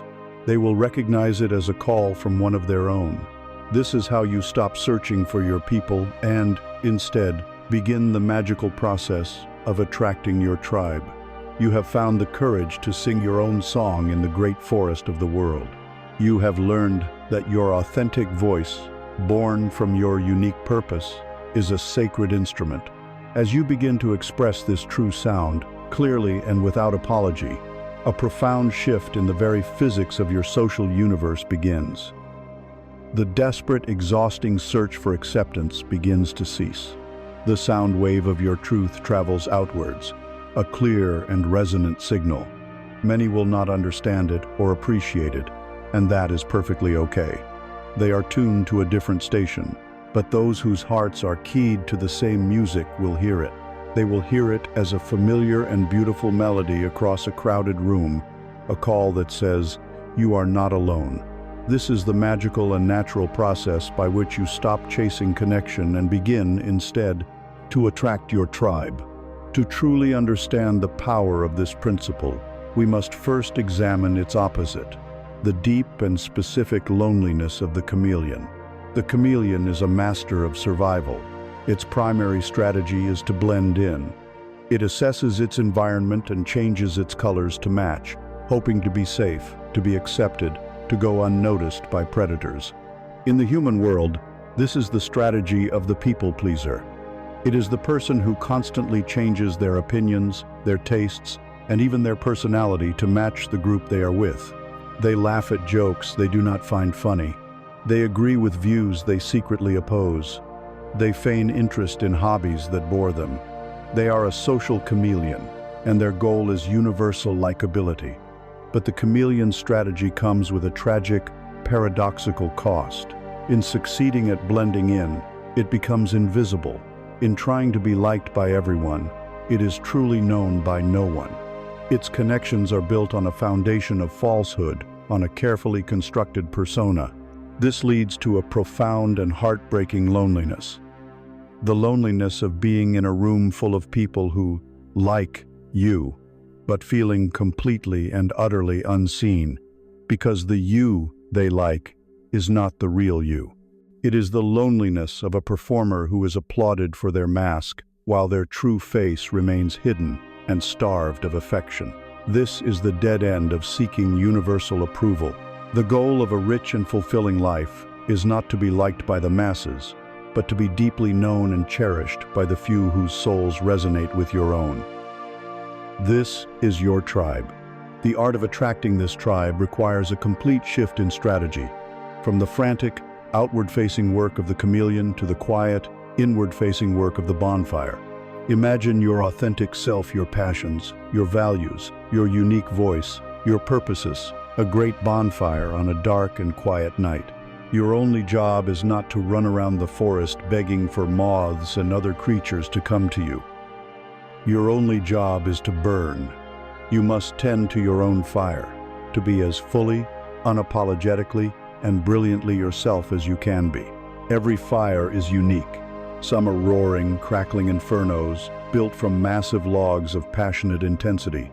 Others are small, quiet, glowing embers, offering a deep and steady heat. Some give off the sharp, clean scent of pine, others the rich, earthy scent of oak. The unique quality of your fire, its size, its heat, its scent, its lighties, the essence of your authentic vibration. When you are fully inhabiting yourself, your fire burns brightly.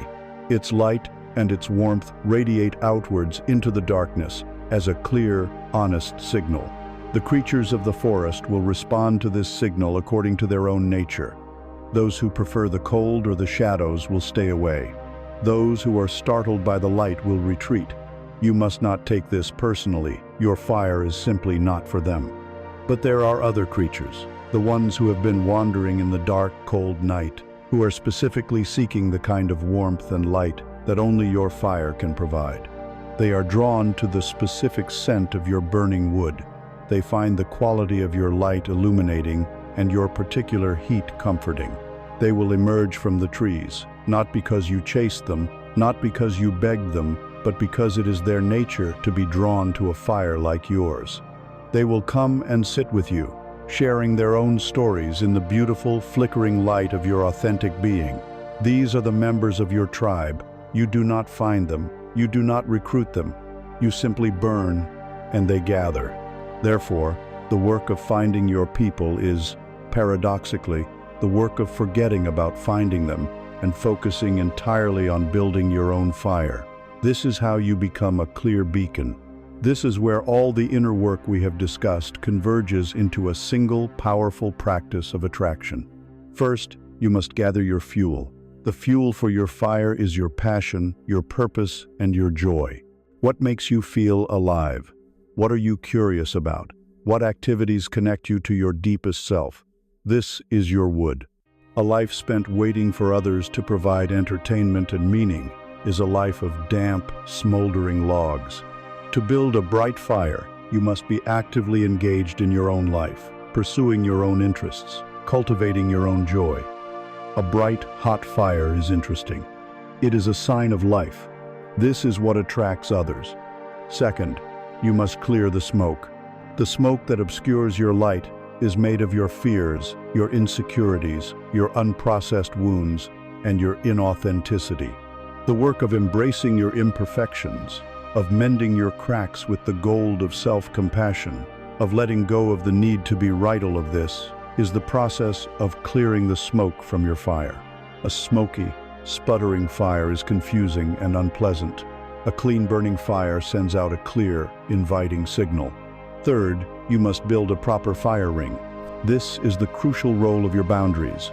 The fire ring contains the powerful energy of your bonfire, making it a safe and sacred space for others to approach. A wild, uncontrolled fire is dangerous. It scorches the earth around it, and people will, wisely, keep their distance. A person without boundaries, whose emotional energy is chaotic and uncontained, feels unsafe to be around. Your clear, loving boundaries signal to others that you are a responsible keeper of your own energy, that you are a safe harbor, not a raging wildfire. This makes healthy people want to come closer. Finally, you must let your light shine. You must be willing to be seen. You must have the courage to unleash your authentic voice, to share your ideas, to express your unique perspective, even in small ways. A bonfire hidden in a deep cave provides warmth to no one. This requires you to fully embrace the courage to be disliked, understanding that your particular light is not meant for everyone, and that is the whole point. You are not trying to illuminate the entire world. You are a beacon for your specific ships, your specific tribe. By being unapologetically you, you make it possible for them to find you. When you meet a member of your tribe, the feeling is unmistakable. It is a sense of ease, of recognition, of coming home. The conversation flows without effort. You do not have to translate yourself. You can lay down the heavy mask of performance and simply be. You feel seen, understood, and appreciated for who you truly are, not for who you are pretending to be. This does not mean you will agree on everything. Your tribe is not an echo chamber of identical opinions. The resonance is deeper than that. It is a resonance of values, a shared appreciation for authenticity, for kindness, for growth, for a similar way of seeing the world. The song of their soul is in a key that is harmonious with yours. As you sit with your tribe around the warm, steady bonfire of your own authentic being, a final, beautiful alchemy occurs. Your relationships cease to be about need and validation, and they become about a mutual, joyous exchange of warmth and light. And in that sacred space, you are no longer just a source of warmth for them. Your presence becomes a luminous surface. In the gentle, honest light of who you are, they begin to see the best parts of themselves reflected back. You cease to be just a bonfire. You become a mirror. You have gathered your tribe. You are sitting with them around the warm, steady bonfire of your own authentic being, a fire fueled by your purpose and burning cleanly with your truth. In the shared safety of this light, a final, beautiful alchemy occurs. You begin to notice that your work is no longer about maintaining the fire for your own sake. The light you generate has taken on a new quality. It is no longer just a source of warmth that others are drawn to. Your very presence has become a luminous, polished surface. In the gentle and honest light of who you now are, those who sit with you begin to see the best parts of themselves reflected back with a startling clarity. You cease to be just the bonfire. You have become a mirror. This is the culmination of the entire journey we have taken together. It is the point where all the streams of inner work converge into a great, peaceful lake.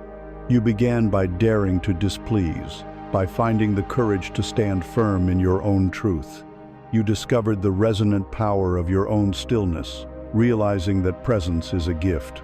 You learned to listen beyond words and to see with a gaze that beholds the soul, not the surface.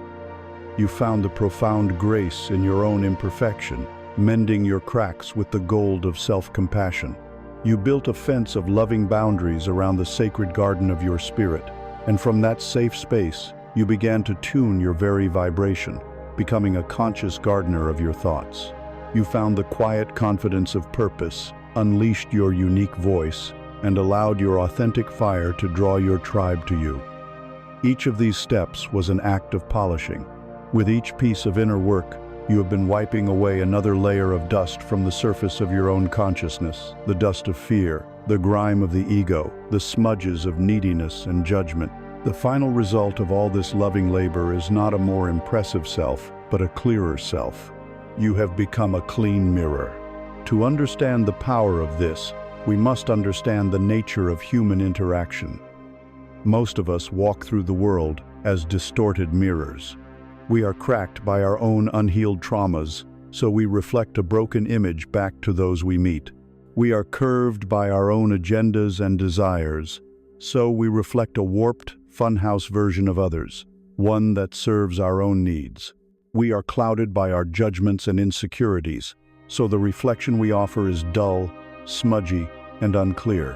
When people interact with a flawed mirror, they walk away feeling diminished, unseen, and confused. They see their own potential distorted into something ugly or inadequate and believe that distortion to be the truth. To become a clear mirror is to transcend this. Imagine that every person you meet is a great artist. Their soul is their palette, and it is already laden with all the magnificent colors of their being, the vibrant crimson of their passion, the deep indigo of their wisdom, the sunlit yellow of their joy, and the soft gray of their sorrow. The artist, however, has been working in a poorly lit room for a very long time. They have forgotten the true vibrancy of the colors they possess. They have been looking at themselves through cracked and dirty mirrors, and have begun to believe their colors are dull and muddy. Your role is not to become another artist who grabs their palette and tries to add paint to their canvas. It is not your job to fix them, to advise them, or to tell them what to paint. The work of the mirror is far more subtle and profound. Your only job is to be the clean, clear light and the true, polished surface. Your presence becomes the source of illumination. In the steady, accepting, non-judgmental light of your being, the artist looks at their own palette perhaps for the first time and sees it clearly. They exclaim, "Ah, look at this incredible red. I had forgotten I had it." Or, "This deep blue, it is so much richer than I thought." They see the beauty and potential that was always theirs, simply because you provided a clean space for them to see themselves truly. They are empowered not by your action, but by your clarity. They leave your presence feeling not indebted to you, but more in love with themselves. This state of being has several defining qualities. The first is a profound emptiness that is actually fullness. The mirror is empty of an agenda. It is free from the need to be right, the desire to impress, the urge to control. This is not a sterile void. It is a loving, spacious emptiness, a pregnant quiet that has the capacity to hold whatever is before it without judgment. This spaciousness is the rarest commodity in the human world, and to offer it to another is an act of deep love. The second quality is compassionate impartiality. A mirror does not prefer the smile to the tear. It reflects both with equal fidelity and acceptance. The person who has become a mirror can sit with another's joy without envy, and with their sorrow without being consumed by it.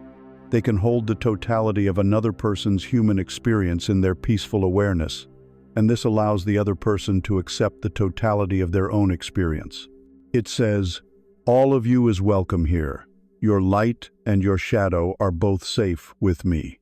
The third quality is profound non-interference. The mirror trusts the artist completely.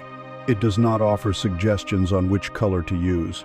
It does not criticize the brushstrokes. It has a fundamental faith in the other person's innate wisdom and their capacity to create their own masterpiece. This trust is perhaps the greatest gift of all. In an anxious world full of people trying to fix and manage each other, your quiet trust in their wholeness allows them to access their own inner wisdom. They blossom in the warmth of your unspoken faith in them.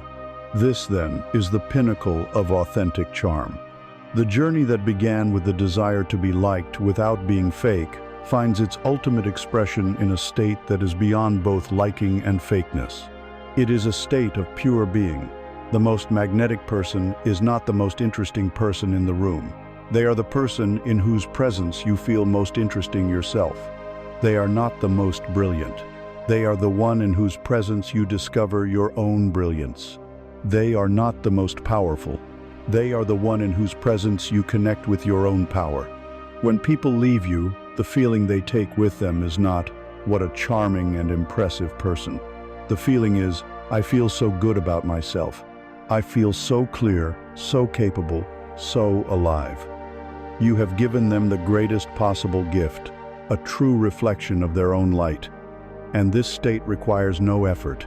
It is the natural, effortless fragrance of a soul that has done its work, cleared its baggage, and come to rest in the simple, luminous truth of its own being. To become a living mirror is the final destination of this inner journey. It is the point where the self dissolves into service, not through striving, but through clarity. You have walked the path, tended the fire, and polished the surface of your soul. Now there is nothing left to do but to be, and in your being, to reflect the light that is all around. We have arrived at the end of our journey together, but at the true beginning of yours. We began with a simple premise: that the charm you seek is not a skill to be acquired, but a presence to be uncovered. It is not a mask to be worn, but a fragrance to be released. Throughout our time, we have not been adding layers to your personality. We have been gently, patiently, lovingly peeling them away. We have been unlearning the fears and the habits that have for so long obscured the magnificent, authentic soul that has always been waiting within you. You have walked a long path. You have stepped out of the noisy marketplace of external approval and into the deep, quiet forest of your own being. You have learned the courage to be disliked, the power of stillness, and the grace of deep listening. You have navigated the winding rivers of your emotions, learning to hold them with a mindful and compassionate embrace. You have gathered your own wood, cleared the smoke of your past, and built a warm, steady bonfire of your own truth. You have stood on the mountaintop of your own purpose and learned to sing your own song into the wind. You have become a mirror, polished and clear, capable of reflecting the light that is all around you. The path was never about becoming someone new. It was about having the courage to finally be who you have always been. It was about releasing the need to perform, releasing the need to be right, releasing the need to control the uncontrollable, releasing the frantic, exhausting chase for a love and validation that can only and has only ever been found within. Now, as we prepare to part, I offer you a simple touchstone, a mantra to carry with you as you walk back into the world. It is a reminder of the core of all that we have discovered together. In a moment of quiet or in a moment of stress, you can return to this. Breathe in deeply, and as you breathe out, silently affirm, I release the need to perform. Breathe in again, filling yourself with the peace of this truth, and as you exhale, affirm the source of your new power. My presence is my power. This is the key. Your presence, your still, authentic, non-grasping, loving presence is the most powerful, charismatic, and healing gift you have to offer the world. It is the fragrance of your being. Do not be in a hurry to move on from this moment. There is nowhere else you need to be. If you can, allow your eyes to close. Feel the weight of your body, the gentle rhythm of your breath. Notice the subtle shift in your own energy, the quiet hum of peace in your cells. This is the feeling of coming home. This is the quiet confidence of your own soul. Let it settle. Let it integrate. This peace, this stillness, this fragrance is you.